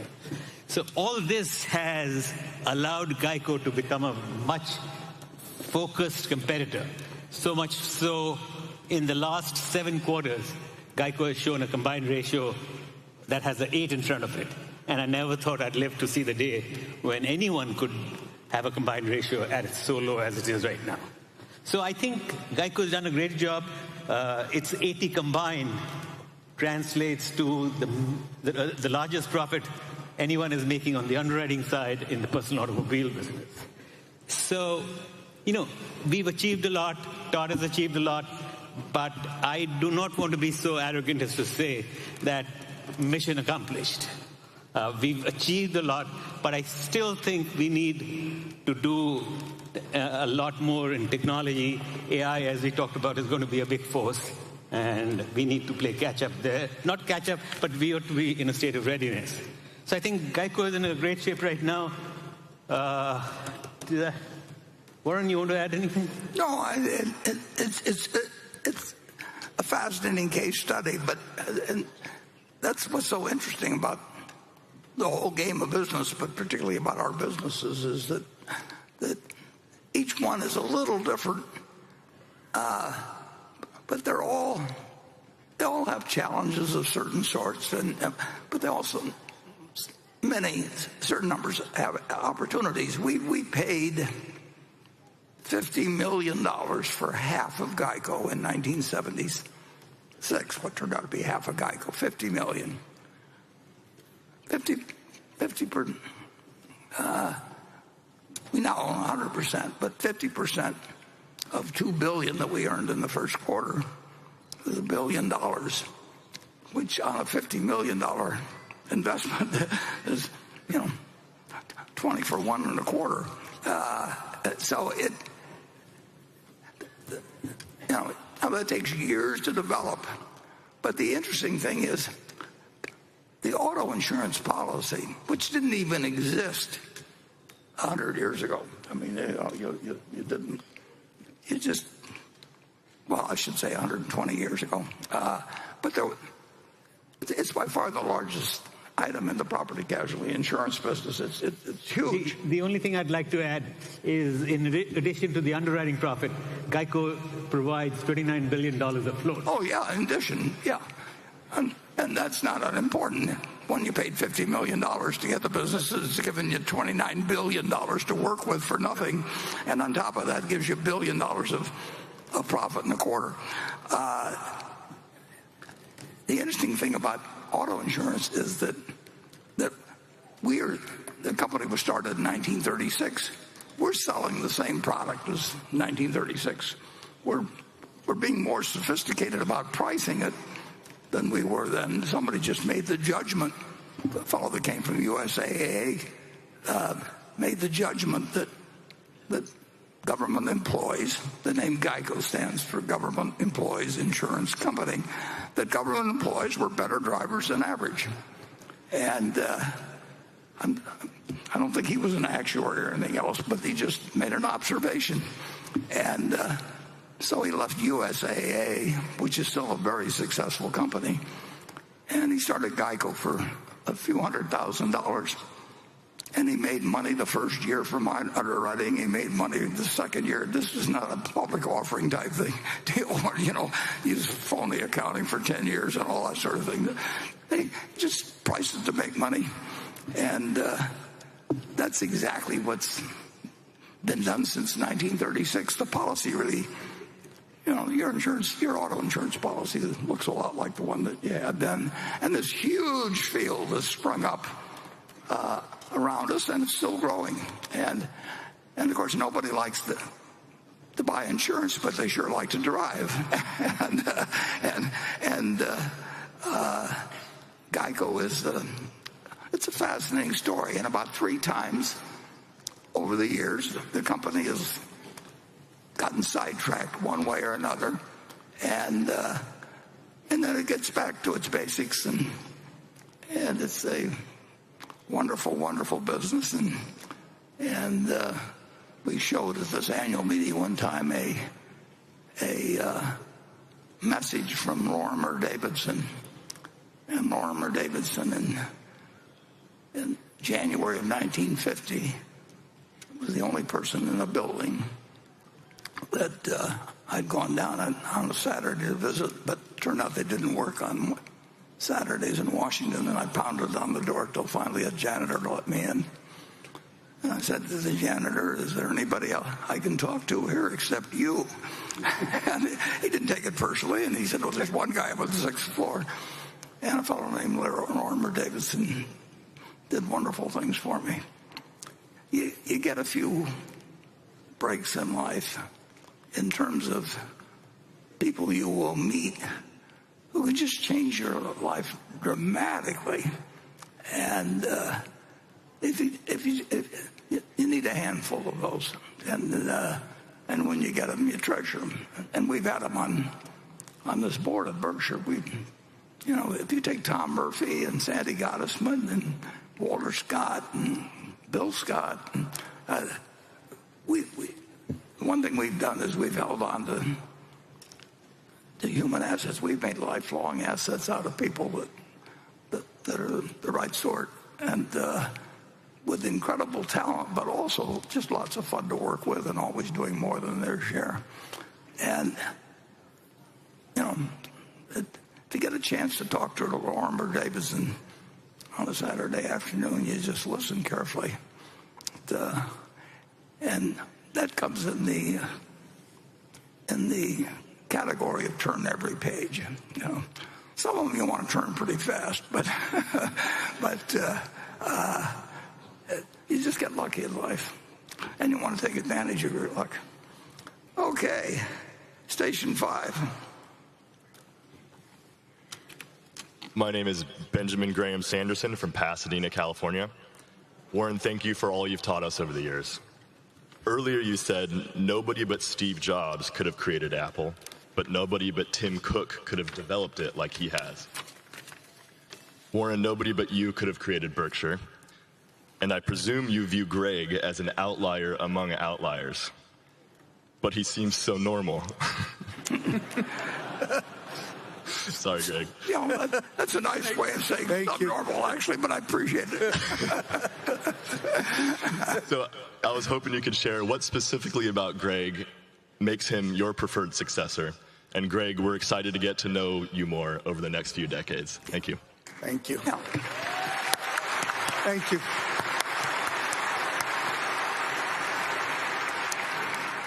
Well, you've hit on the most important question, in terms of the business.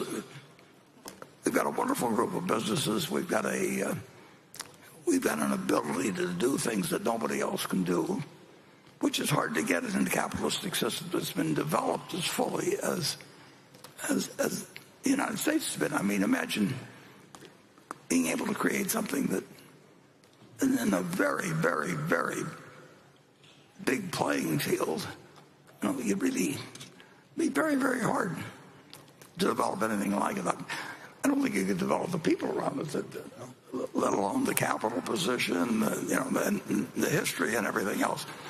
And the answer, of course, is that it does take a long, long time, and it takes getting around you a small cadre of people, which then spreads out somewhat. But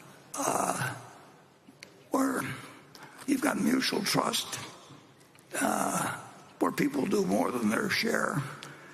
And I've been around a lot of businesses over the years, and by nature I'm somewhat critical of everything. I mean, I'm looking for what's wrong in things, because that's part of investing, is looking, what are you missing?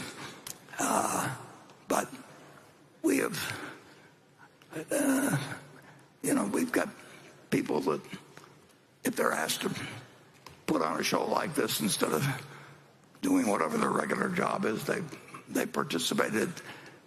I went around the groups of people who were exhibiting yesterday for an hour and a half, and these are people who are thanking me, and totally enthused about coming and doing a lot of work for which they don't get paid anything extra. And I don't know anything about the arrangements the individual companies make, but they work hard and they enjoy their work.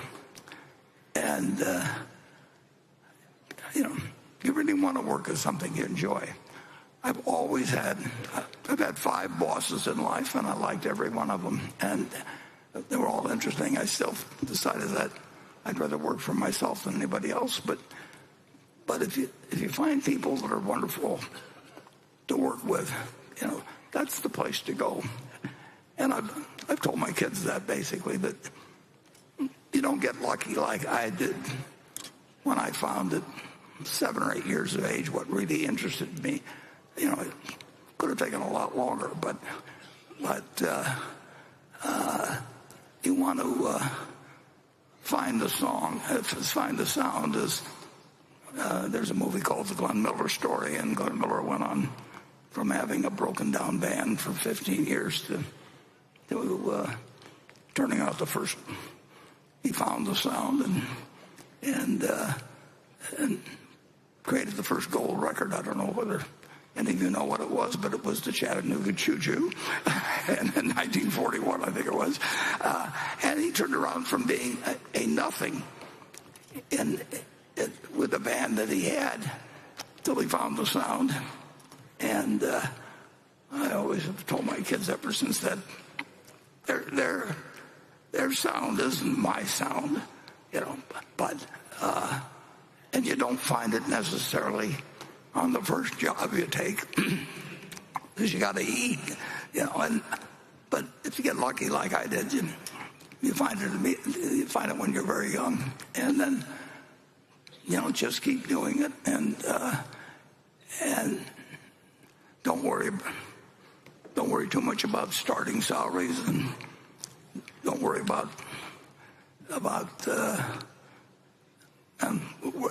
be very careful who you work for, because you will take on the habits of the people around you. So there's certain jobs you shouldn't take, but you've got the greatest country in the world, and you've got the greatest time in the world. So I would say that while I'm handing this over to Greg, that you can't even dream all the dreams that you could have about a place like Berkshire. But the big thing you have to do, though, is to be sure you can play the next day. I mean, in terms of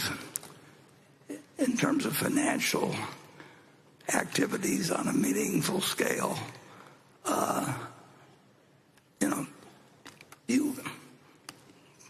you don't want to go. There was a book about, what was the name of that book? You only have to get rich once. I mean, you don't want to do anything that risks what's been created. So if very stupid things are happening around you, you do not want to participate. If people are making more money because they're borrowing money, or they're participating in securities that are really pieces of junk, but they hope to find a bigger sucker later on, you just have to forget that. That'll bite you at some point. And the basic game is so good, and you've been so lucky to be born now. I mean, if I'd been born in 1700, I'd say, I want to go back in the womb. What the hell with this? I mean, it's just too hard. But now I've come along to do something where I can just play around all day with things I enjoy doing, and it's really it's a pretty wonderful life. Anything, Greg, you want to add or subtract from that? Nothing to subtract, but I would always just say it couldn't be more, as I've said in the past, more humbled and honored, obviously, to be in this role. But to have actually been part of Berkshire for, Warren, it's now 25 plus years, had the opportunity to be part of Berkshire, and to work with you and Ajit and our board, but many other people in our company. And as you touched on, when you find something like that, and you find something like that, like Berkshire, that's so special, you fall in love with it, and it becomes just what you want to do every day, and it's just an incredible opportunity. So thank you.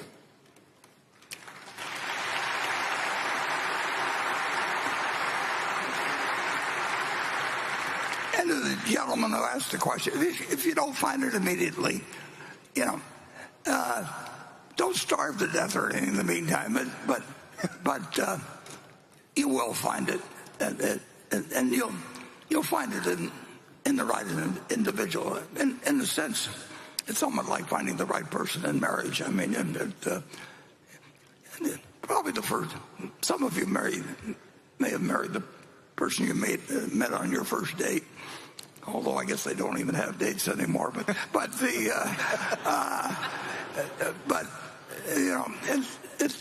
sometimes it pays to wait too. Okay, Becky. This is a question from Mark Bonke and Helen Friedrichsen in Rapid City, South Dakota. As the U.S. dollar quickly loses value in relation to other foreign currencies in 2025, is Berkshire Hathaway taking steps to minimize this currency risk and its impact on quarterly and annual earnings? If so, please explain. And I'll just add from Mary Cheng, another shareholder, Berkshire currently borrows in Japanese yen to offset its currency risk and its Japanese stock investments. In the future, will you invest in foreign currency denominated assets unhedged? Yeah, well, we always have, pretty much. The Japanese situation is different because we do intend to stay so long with that position, and the funding situation is so cheap that we essentially have attempted to some degree to match purchases against yen-denominated of funding. But that's not a policy of ours. In fact, that's the first time we've done that, and we've owned lots of securities in foreign currency. So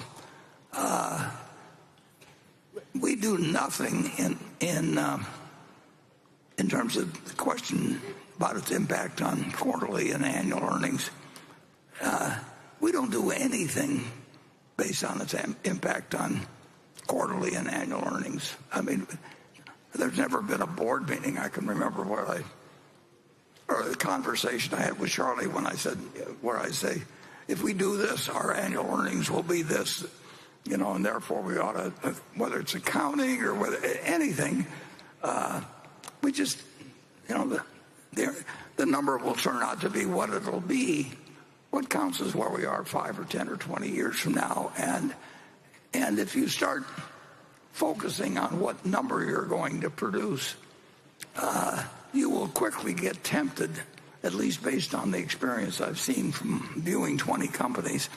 You will get so you'll, one way or another, play around with the numbers, and sometimes seriously play around with the numbers. And I've seen people that I trust them in all kinds of other ways, but they regard playing around with numbers as perfectly okay. And that's just not something, we just don't think about that. So actually the yen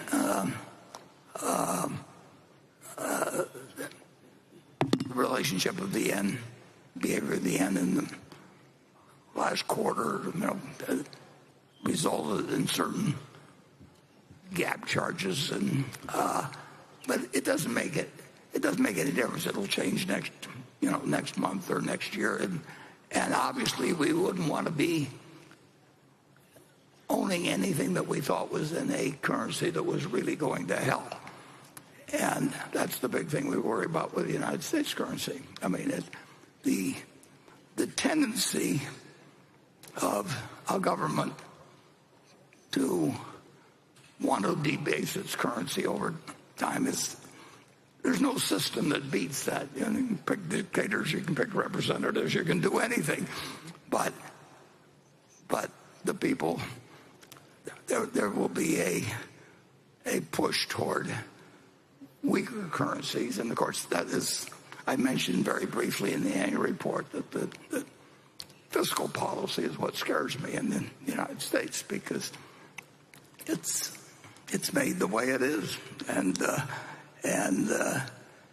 all the motivations are doing a lot of things that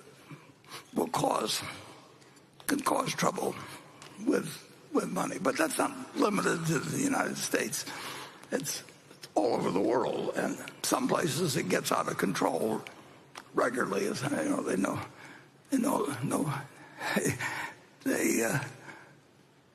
they devalue at rates that are breathtaking, and that's continued. I mean, and people can study economics, and you can have all kinds of arrangements, but in the end, if you've got people that control the currency, you can issue paper money, and you will, or you can engage in clipping currencies like they used to do centuries ago. Or there will always be people. It's the nature of their job. I'm not singling them out as particularly evil or anything like that. But the natural course of government is to make the currency worth less over time, and that's got important consequences. And it's very hard to build checks and balances into the system to keep that from happening. And we've had a lot of fun here in the last either the first 100 days or the last 100 days, whatever you want to call it, watching what happens when people try to make sure that they aren't running fiscal risks. And that game isn't over, and it never will be over, in finality. If you look up in search the great inflations of post-World War II, it's just a list that goes on forever, and the same names keep popping up and everything. So the value of currency is a scary thing. And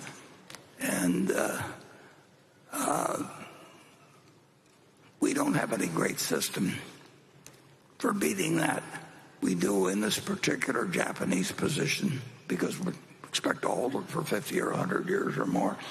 And we will be owning something that's denominated in yen and easily predictable. And we'll just, as long as the carry on it is right and everything, we'll attempt to issue Japanese denominated liabilities, but that's not because of anything we carry about in terms of quarterly or annual earnings. Greg, do you have anything to say on that? I was just going to say that relative to the question, that there's no question we were fundamentally very comfortable with investing in the 5 Japanese companies and recognizing we're investing in yen. The fact we could then borrow in yen was almost just like a nice incremental opportunity. But we are very comfortable both with the Japanese companies and with the currency we would ultimately realize, i.e. in the yen. Yeah, we only made, as I referred to earlier, one big currency play, which was connected a little bit with when I wrote that article for Fortune. And we got long 12 other currencies, as I remember. Only 4 or 5 of them are really big currencies. But when I say we got long it, that means we're short the dollar. And so we held that position for a couple of years, and we made several $1 billion on it, which was significant to us then. Still is. Charlie always felt that if he had to pick an area outside of stocks in which to invest, and he knew a lot about bonds, he knew a lot about real estate, he knew a lot about a lot of things, but he said he thought he could make a lot of money out of being in foreign currency. But we've done it once. It's not inconceivable we would do it again, but it's unlikely. But there could be things happen in the United States that would make us want to own a lot of other currencies. And I suppose if we made some very large investment, European country or there might be a situation where we would do a lot of financing in their currency. But it's not it was something that just was sort of obvious to do in the Japanese situation, where we had the ability to borrow yen at very, very low carrying cost, and we felt very good about the income we'd be receiving from these securities, and if the present condition, which it won't, I mean it never does, but prevail for decades and decades, we would probably keep doing the same sort of thing. But things change in the world too, so don't take that as a prediction.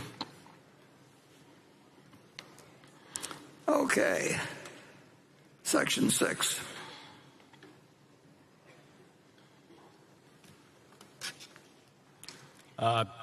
Good morning, Warren and Greg, Ajit.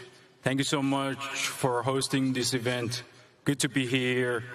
My name is Dashboy Undidger, and I'm from great country of Mongolia. A little bit background about my country.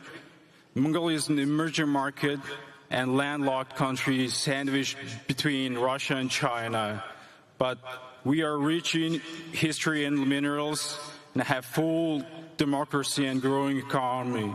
Last week, we hosted our second annual Mongolia Investor Conference in New York to attract investors like yourself. I know you meet and give advice informally to government leaders such as South Korea, China, and India. What advice would you give to government business leaders of emerging markets like Mongolia to attract institutional investors like yourself? It'd be great if you have long-term plans for exposure to emerging markets as a hedge or an opportunistic investment. Lastly, I welcome all of you to Mongolia, and my country folks would be very happy if you can make it to our economic forum this July. Well, thank you.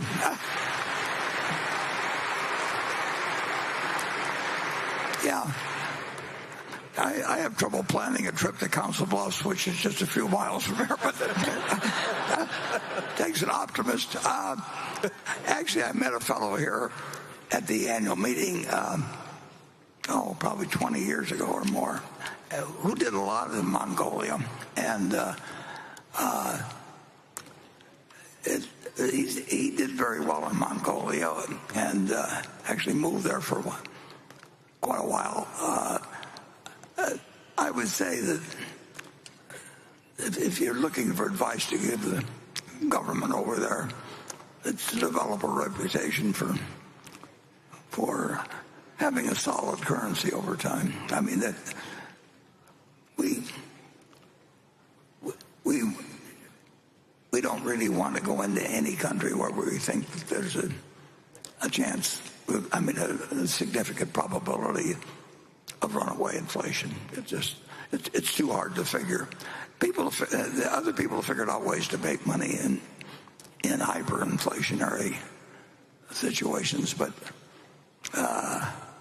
that's not our game, and I don't think I'd play it well. So we wouldn't be. That would be a factor with us.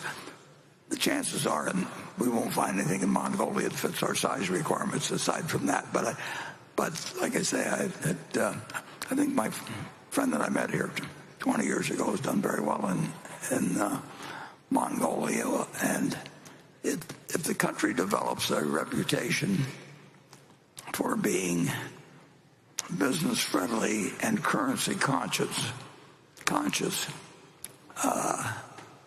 I think that bodes very well for the residents of that country, particularly if it has some other natural assets that it can build around. I don't know that much about the minerals there or anything of the sort, but who would have bet on the United States in 1790? But we didn't have to have perfection. We just had to be better than the other guys for quite a while. And we started out with nothing, and we ended up with close to 25% of the world's GDP and faster growth rates and generally sounder currencies and all kinds of things. So I wish you well. Okay, Becky? This question's from Peter Shen in New Jersey. It's for Mr. Buffett and Mr. Jain. In recent years, large private equity firms like Blackstone, Apollo, and KKR have aggressively expanded into insurance, raising permanent capital, managing float, and aiming to replicate the model that Berkshire pioneered decades ago. Given that these firms are now directly competing for insurance assets, often using higher leverage and more aggressive investment strategies, how do you view their impact on Berkshire's insurance operations and underwriting discipline? Do you believe that the private equity model poses risks to policyholders in the broader financial system? And has this competition made it more challenging for Berkshire to find and price insurance opportunities safely and profitably today? Okay. Yeah. Part of the question is very easy.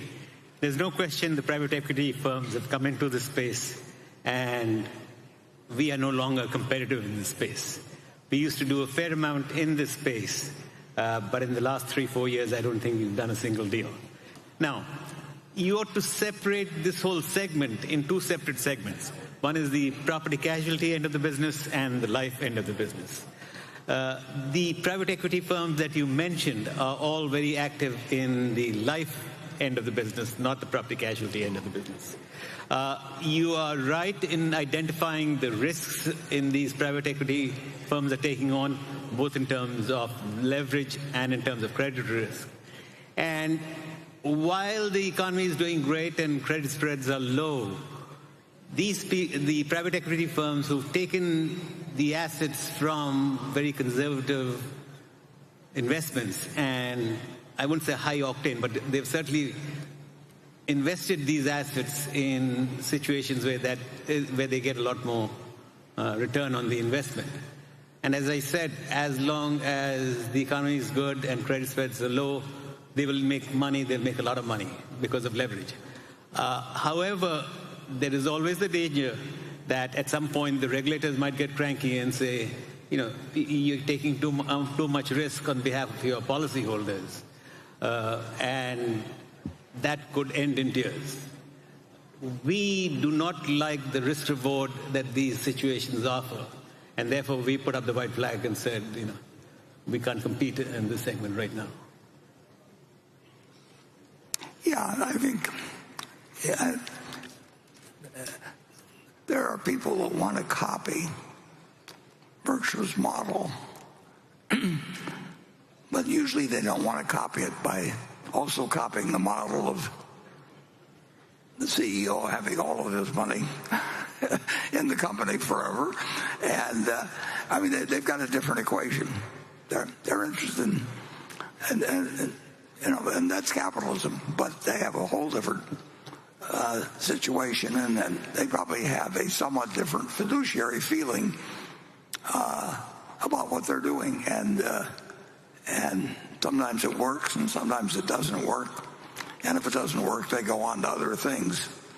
And if what we do here at Berkshire doesn't work, I spend the end of my life regretting what I've created. So it's just a whole different personal equation, and there is no property casualty company that can basically replicate Berkshire. That wasn't the case at the start. I mean, at the start, we just had National Indemnity a few miles from here, and anybody could have duplicated what we had. But that was before a G. and the G came with us in 1986, and at that point, the other fellows should have given up.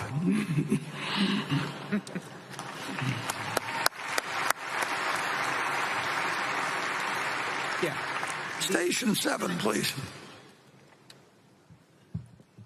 Hi, my name is Marie. I'm from Melrose, Massachusetts. Thank you for the time today. As a young person interested in investing like myself, I would love to hear your insights, Mr. Buffett. What were some pivotal lessons you learned early in your career, and what advice do you have for young investors who are looking to develop their investment philosophy? Thank you. Well, those are good questions. I wish I thought of them myself earlier in my life.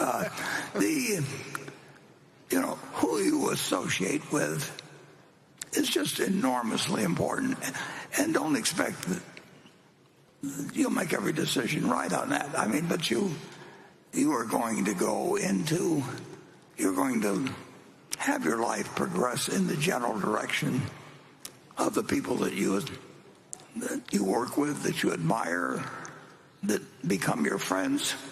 I mentioned a few fellows that have died in the last couple of years. Well, all of those people were people that if we were working together on something 1/10,000th the size of Berkshire, I mean, they'd be the kind of people you'd choose. They're people that make you want to be better than you are. And you want to hang out with people that are better than you are and that you feel are better than you are, because you're going to go in the direction of the people that you associate with. And that's something you learn. And of course, you learn it late in life.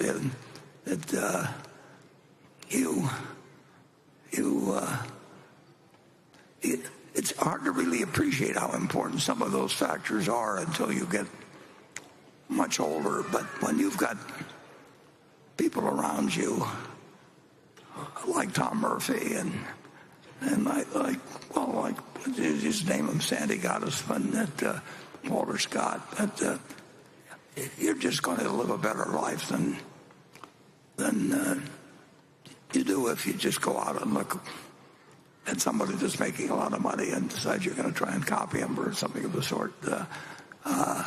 So I'd try to be associated with smart people too, where I could learn a lot from them. And I would try to look for something that I would do if I didn't need the money. I mean, what you're really looking for in life is something where you've got a job that you'd hold if you didn't need the money. And I've had that. And Charlie had it for a very, very long time. In fact, all the fellows I named had it. And they also, every one of those ones I named, they always did more than their share. And they never sought more than their share of the credit. They just behaved as the way you'd like anybody you work with. And when you find them, you treasure them. And when you don't find them, you still keep doing whatever causes you to eat or enables you to eat.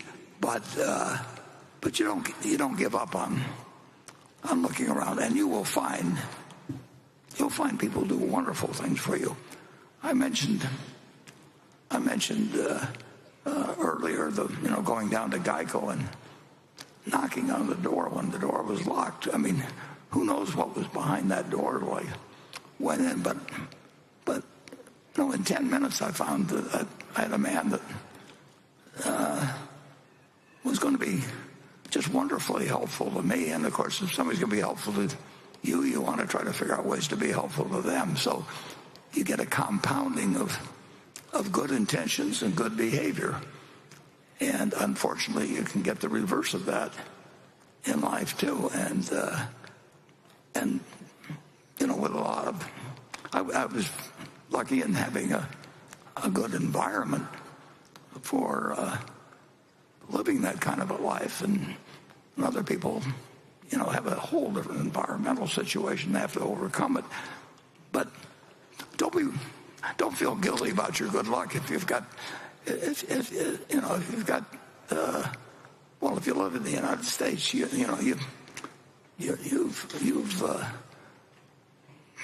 there are 8 billion people in the world and there's 330 million in the United States.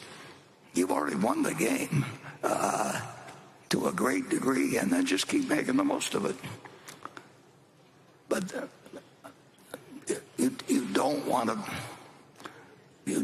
to associate with people or enterprises that ask you to do something or tell you to do something that you shouldn't be doing. And that's one of the problems. I mean, different professions select for different types of people. And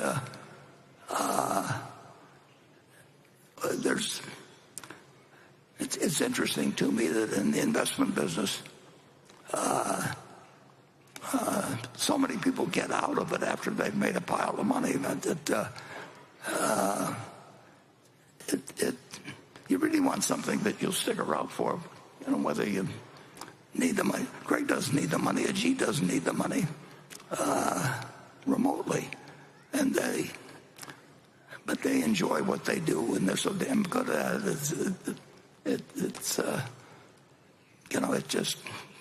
I've had the advantage of seeing how that works over time. the best manager I ever knew, and there's a lot of contention for who that would be, but actually was Tom Murphy Sr., who lived almost 98. And I've never seen anybody that could get the potential out of other people more than Murph could. I mean, if you wanted to become a better person, you wanted to work for Tom Murphy. And there are all kinds of successful people that really don't have that sort of, don't bring that to the party. And I'm not saying that's the only way to succeed, but I think it's the most pleasant way to succeed for sure. And I think that the Berkshire experience is pretty dramatic. I mean, to operate with Sandy Gottesman from 1963 until he died a couple years ago, Walter Scott for 30 years, and Creighton operated with him for 25 years or so. Right? It was. Yeah, 30. Yeah, and you really can't miss it. You'll learn all the time, but you'll not only learn how to be successful at business, you'll learn how to be successful at life. And so that's my recommendation. And for some reason, apparently you live longer too, because it's pretty amazing. I mean, these people I'm talking about, including myself, I like to attribute it to this and a few other things, but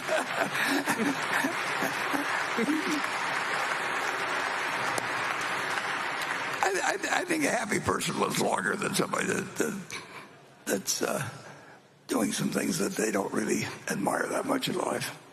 Okay. Let's move on to, I guess it's Becky next.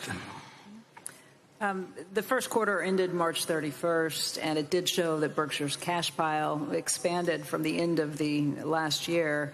But the greatest market turmoil came in April. Martin Devine, a shareholder from Scotland who is attending the meeting today, wants to know, has the recent market volatility presented Berkshire with opportunities? And Martin just wrote in an addendum in the last 40 minutes or so, pointing out that you mentioned Berkshire almost invested $10 billion recently, and wanting to know if you could talk more about that. Well, I can give you a good answer to the second part, which is no.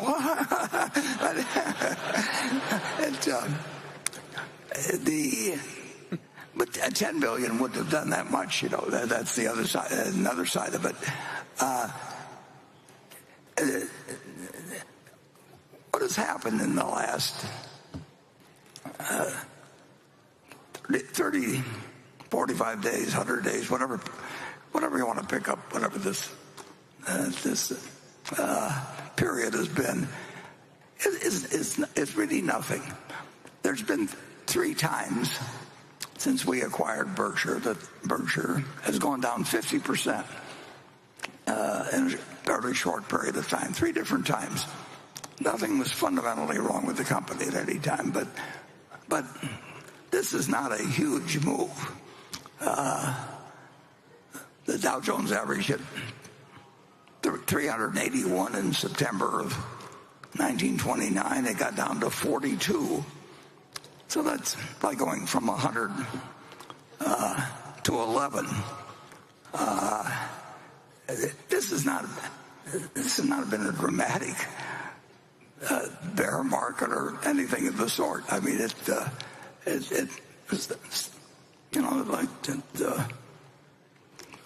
pointed out, if I've had 250 trading days a day, for however many years I've been old enough to trade stocks, got 17 or 18,000 days. There's been plenty of periods that just are dramatically different than this. I mean, when the day I was born, the Dow Jones was at 240. And that was August 30th, 1930. And between that and the low, it went from 240 to 41. I mean, so if people think that it made a really major change, it didn't. If it had gone up 15% instead of down 15%, people think they take that with remarkable grace. but if it makes a difference to you whether your stocks are down 15% or not, you need to get a somewhat different investment philosophy, because the world is not going to adapt to you. You're going to have to adapt to the world, and you will see a period certainly in the next 20 years, you'll see a period that will be in what somebody in the market described one time as a hair curler compared to anything you've seen before. I mean, it just happens periodically. The world makes big mistakes, and surprises happen in dramatic ways. And the more sophisticated the system gets, the more the surprises can be out of right field. That's part of the stock market, and that's what makes it a good place to focus your efforts if you've got the proper temperament for it, and a terrible place to get involved if you get frightened by markets that decline and get excited when stock markets go up. I don't mean to sound particularly critical. I mean, I know people have emotions, but you got to check them at the door when you invest. Okay.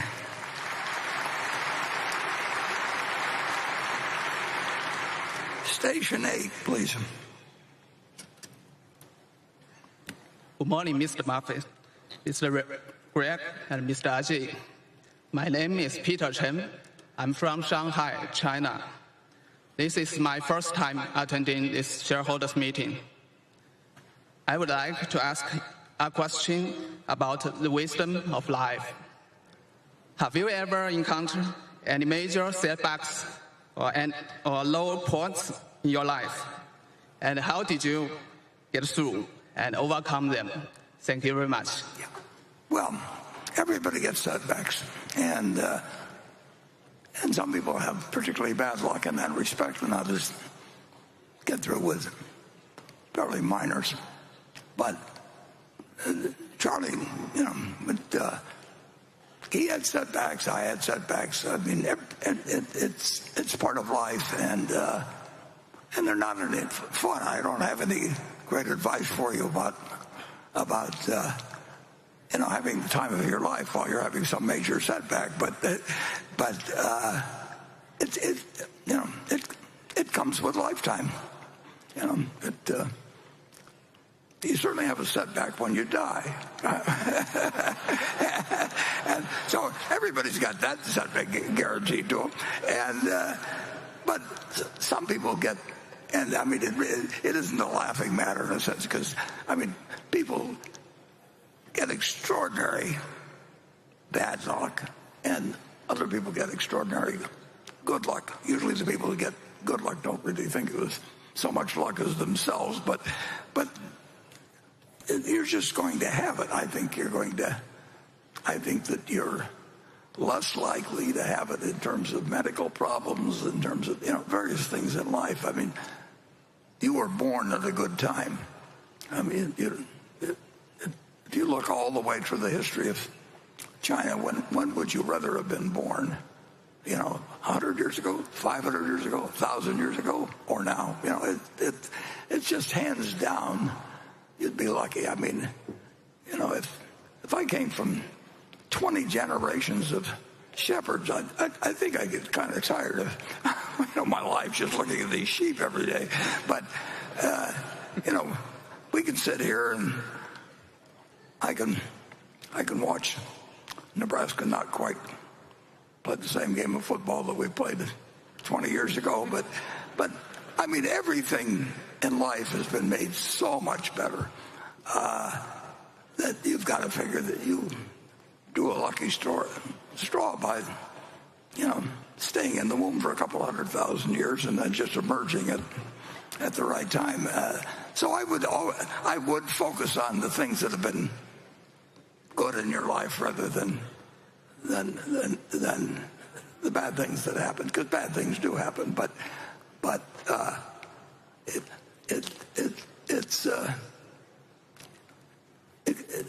it can often be a wonderful life. You could get terrible breaks in it. I mean, so far that really hasn't happened with me, but it's happened with some of my friends. But you get some bad breaks from time to time.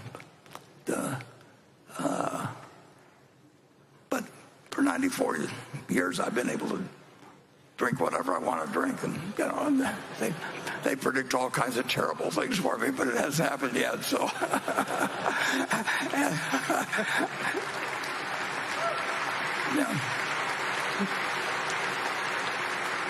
and it's true. I mean, if you look at what pro football players are making now and everything compared to what they were making 30 or 40 years ago, you can say, well, isn't that wonderful? But if you look at the lifespan of professional athletes, after a while you get used to you really decide that you're better off if you really weren't the first one chosen to be on the baseball team or the basketball team or anything else. The human body,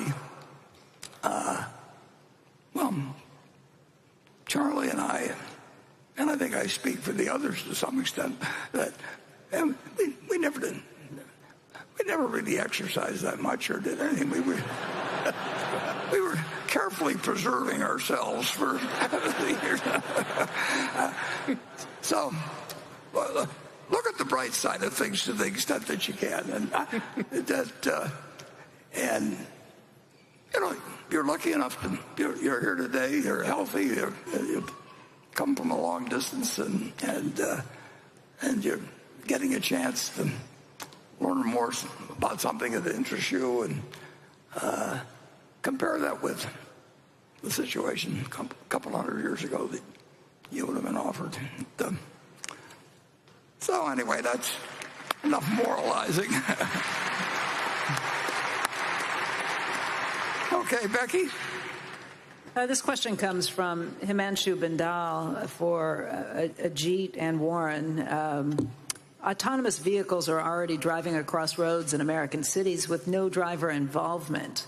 How do Warren and Ajit think about any disruption risk from these autonomous vehicles to Geico's auto insurance business, which is built around understanding and underwriting human drivers? Wouldn't what we call auto insurance today just become product liability for autonomous vehicles and autonomous software companies? Well, Ajit. Yeah, there's no question that insurance for automobiles is going to change dramatically once self-driving cars become a reality. The big change that we will see is what you identified. Most of the insurance that is sold and bought revolves around operator errors and how often they happen, how severe they are, and therefore what premium we ought to charge. To the extent these new self-driving cars are more safe and are involved in fewer accidents, that insurance will be less required. Instead, it'll be substituted by, as you mentioned, product liability. So we at Geico and elsewhere are certainly trying to get ready for that switch, where we move from providing insurance for operator errors and be more ready to provide protection for product errors and omissions in the construction of these automobiles. Yeah, we expect change in all our businesses, and it's a good thing we did. Charlie pushed me into it, but if I'd settled for being in New England textiles, and even though it worked well for 70 years or so prior there too, the world changes, and if the game didn't change at all, it really would be very interesting. if every time you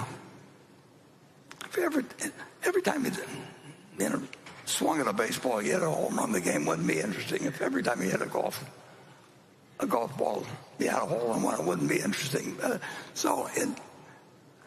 The fact that there will be things you have to think about all the time as you go along, and you'll make mistakes and all that's really part of the fun. I mean, your brain would turn to mush if you didn't have a few problems now and then.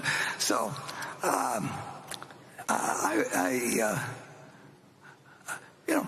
auto insurance will change, although it's remarkable how little it has changed. But it's only been around since, for a relatively small time. And who knows what we're doing to move in transportation 100 years from now. If you go back a couple hundred years ago, who could have predicted the United States would look like what it does, and people would move like they do, and people would enjoy themselves like they do? And I mean, it's just it's a dynamic world, and the biggest thing we have to worry about, unfortunately, is that we've learned how to destroy the world too, and in recent years, and so we've got this wonderful world, which now we know that there are 8 countries that, and probably a 9th coming on, that can destroy, and we don't have what I would consider necessarily the perfect people leading each one of the 9 or some of the 9 countries.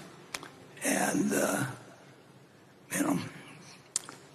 when Einstein came up with E equals MC squared back in 1905, he didn't dream of the fact, that energy could really be converted, or mass could be converted into energy in a way that would change the world. When I was born in 1930, they had known about the law of physics that Einstein had come up with. 25 years earlier, nobody, to my knowledge, had thought, what can this do to change warfare in the future? And literally, it just wasn't thought. Einstein didn't think about it at that point.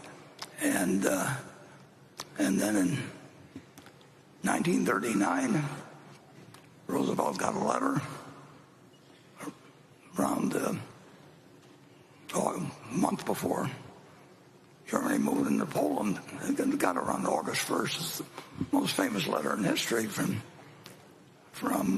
Leo Szilard. Leo Szilard couldn't get his letter in front of Roosevelt because whoever heard of Leo Szilard, but he got Einstein to sign it. And Roosevelt probably understood about as much about physics as I do, so he didn't understand it, but he understood that Einstein signed it. So he calls in General Grover, may not have been general then, and said, we should do something about this.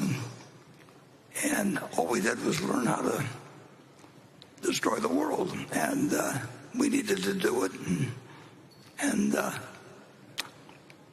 Germany had Heisenberg, and he looked like he was ahead of us. And we can't put that genie back in the bottle.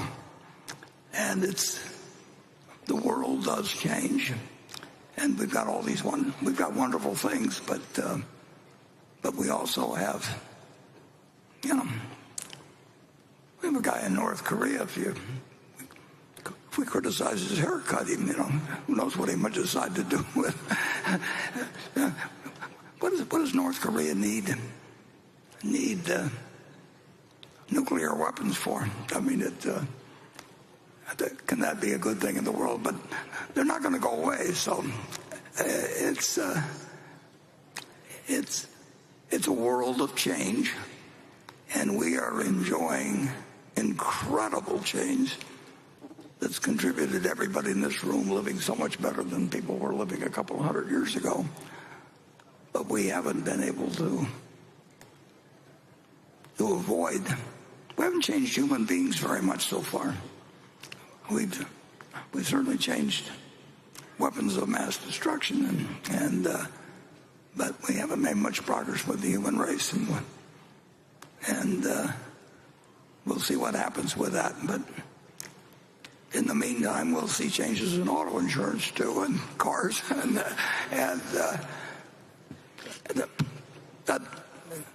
that will be more. It'd be easier for us to deal with it than it was when we had to deal with the problems of turning out textiles in New England. And you deal with the world as it develops. And like I say, everybody here is living in the luckiest period. But enjoy your luck, and you still try to figure out the answers to what's going to happen in auto insurance as we go along, and we've done pretty well actually adapting to the answers. There's a few big problems in insurance, and I don't know how the insurance industry adapts to them particularly, but that makes the game interesting. You really don't. You wouldn't want to go out and play golf if you were going to hit the ball in the hole on every hole. I'd just like to add, we talked about the shift to product liability and to protection for accidents that take place because of an error in terms of how the product was designed or supplied. The only thing I want to add is, in addition to that shift, I think what we'll see is a major shift where the number of accidents that take place and need to be provided for will drop dramatically because of automatic driving. But on the other hand, the cost per repair, every time there's an accident, the cost of repairing and bringing everything back to where it used to be would go up very significantly because of the amount of technology that's going into the car.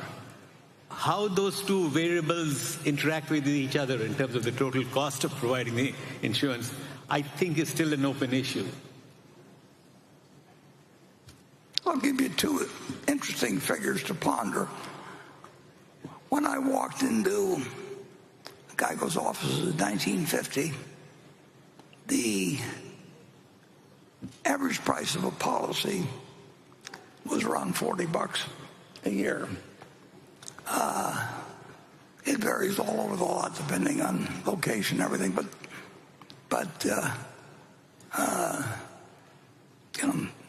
it's pretty easy to get up to $2,000, and depending on how urban your areas are, and everything can get considerably higher. During that same time, the number of people killed in auto accidents have fallen from roughly 6 per 100 million miles driven to a little over 1. So the cars become incredibly safer, and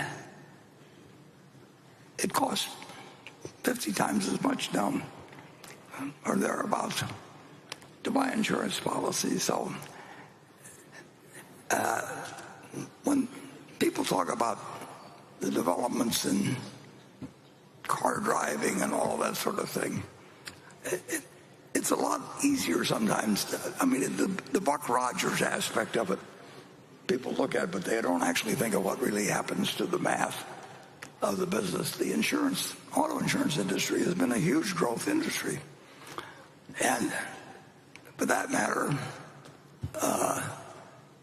homeowners insurance prices in Nebraska have doubled in the last 10 years, adjusted for general inflation.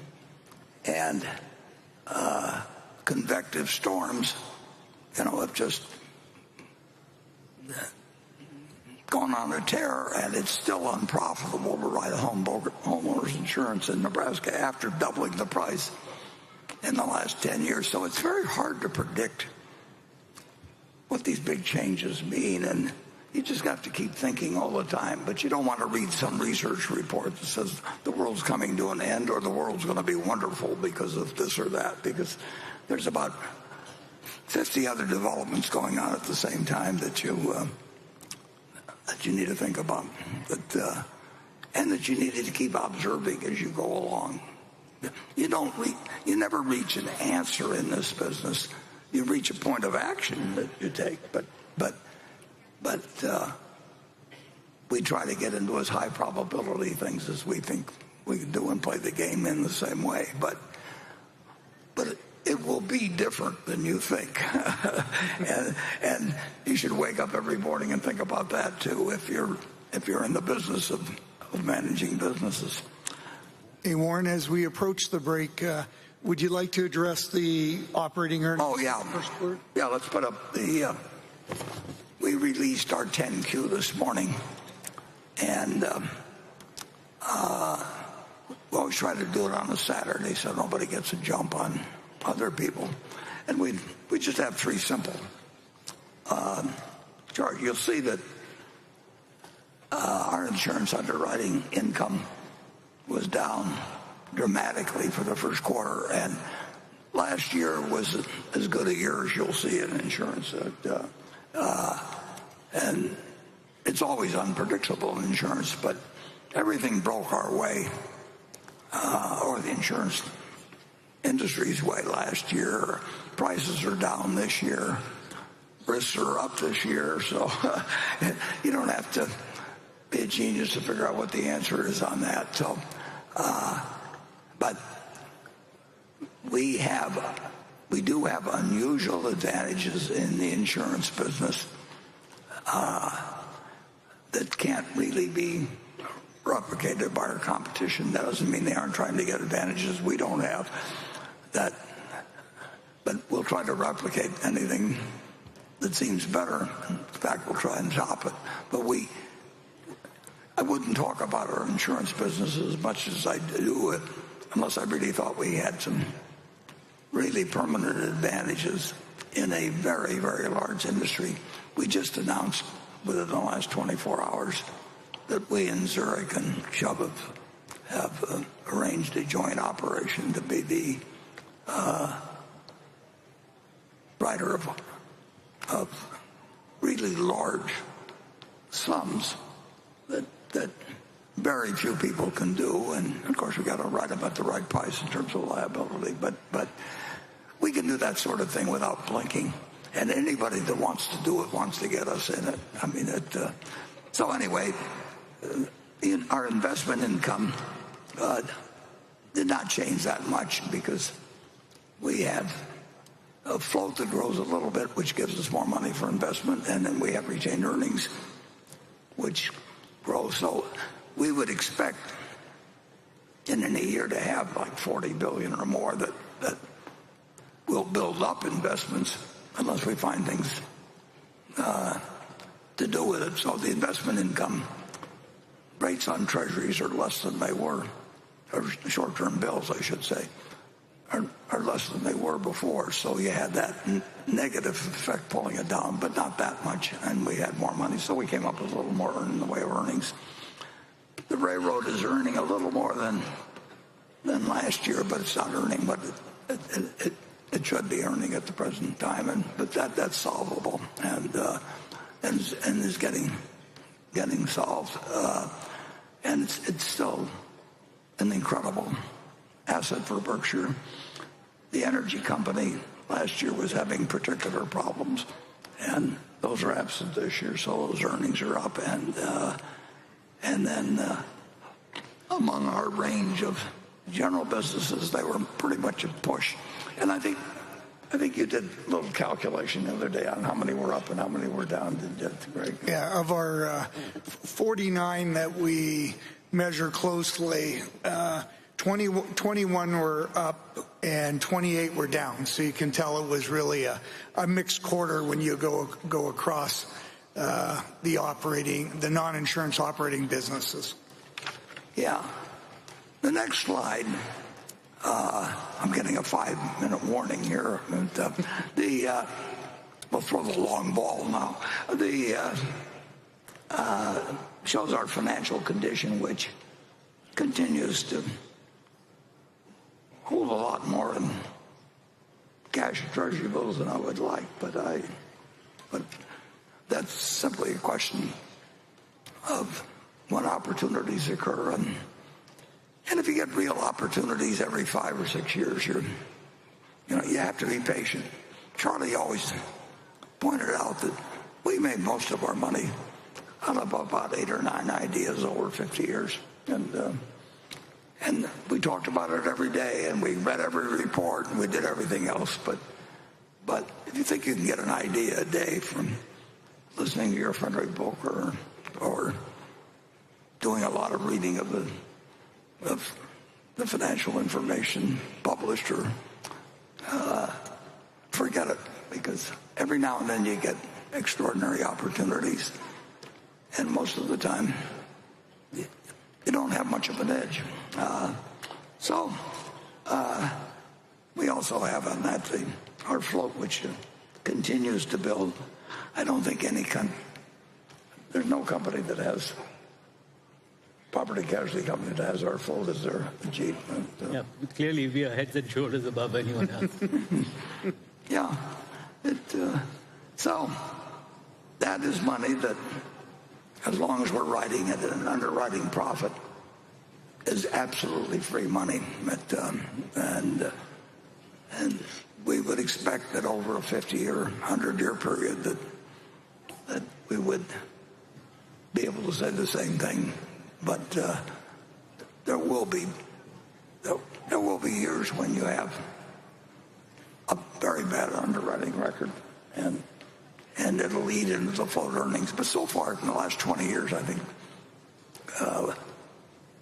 we've only had, one underwriting loss of any. Yeah, I think if you look at the entire range, including life insurance, our cost of float is 2.2 negative.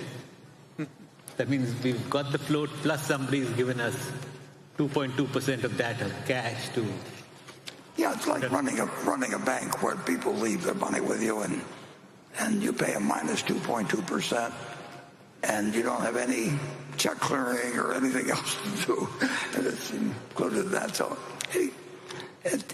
but we run our business actually with a different mindset than any other PC company, I think, probably in the world, and I wouldn't be talking about it if I thought they could duplicate it. And then the final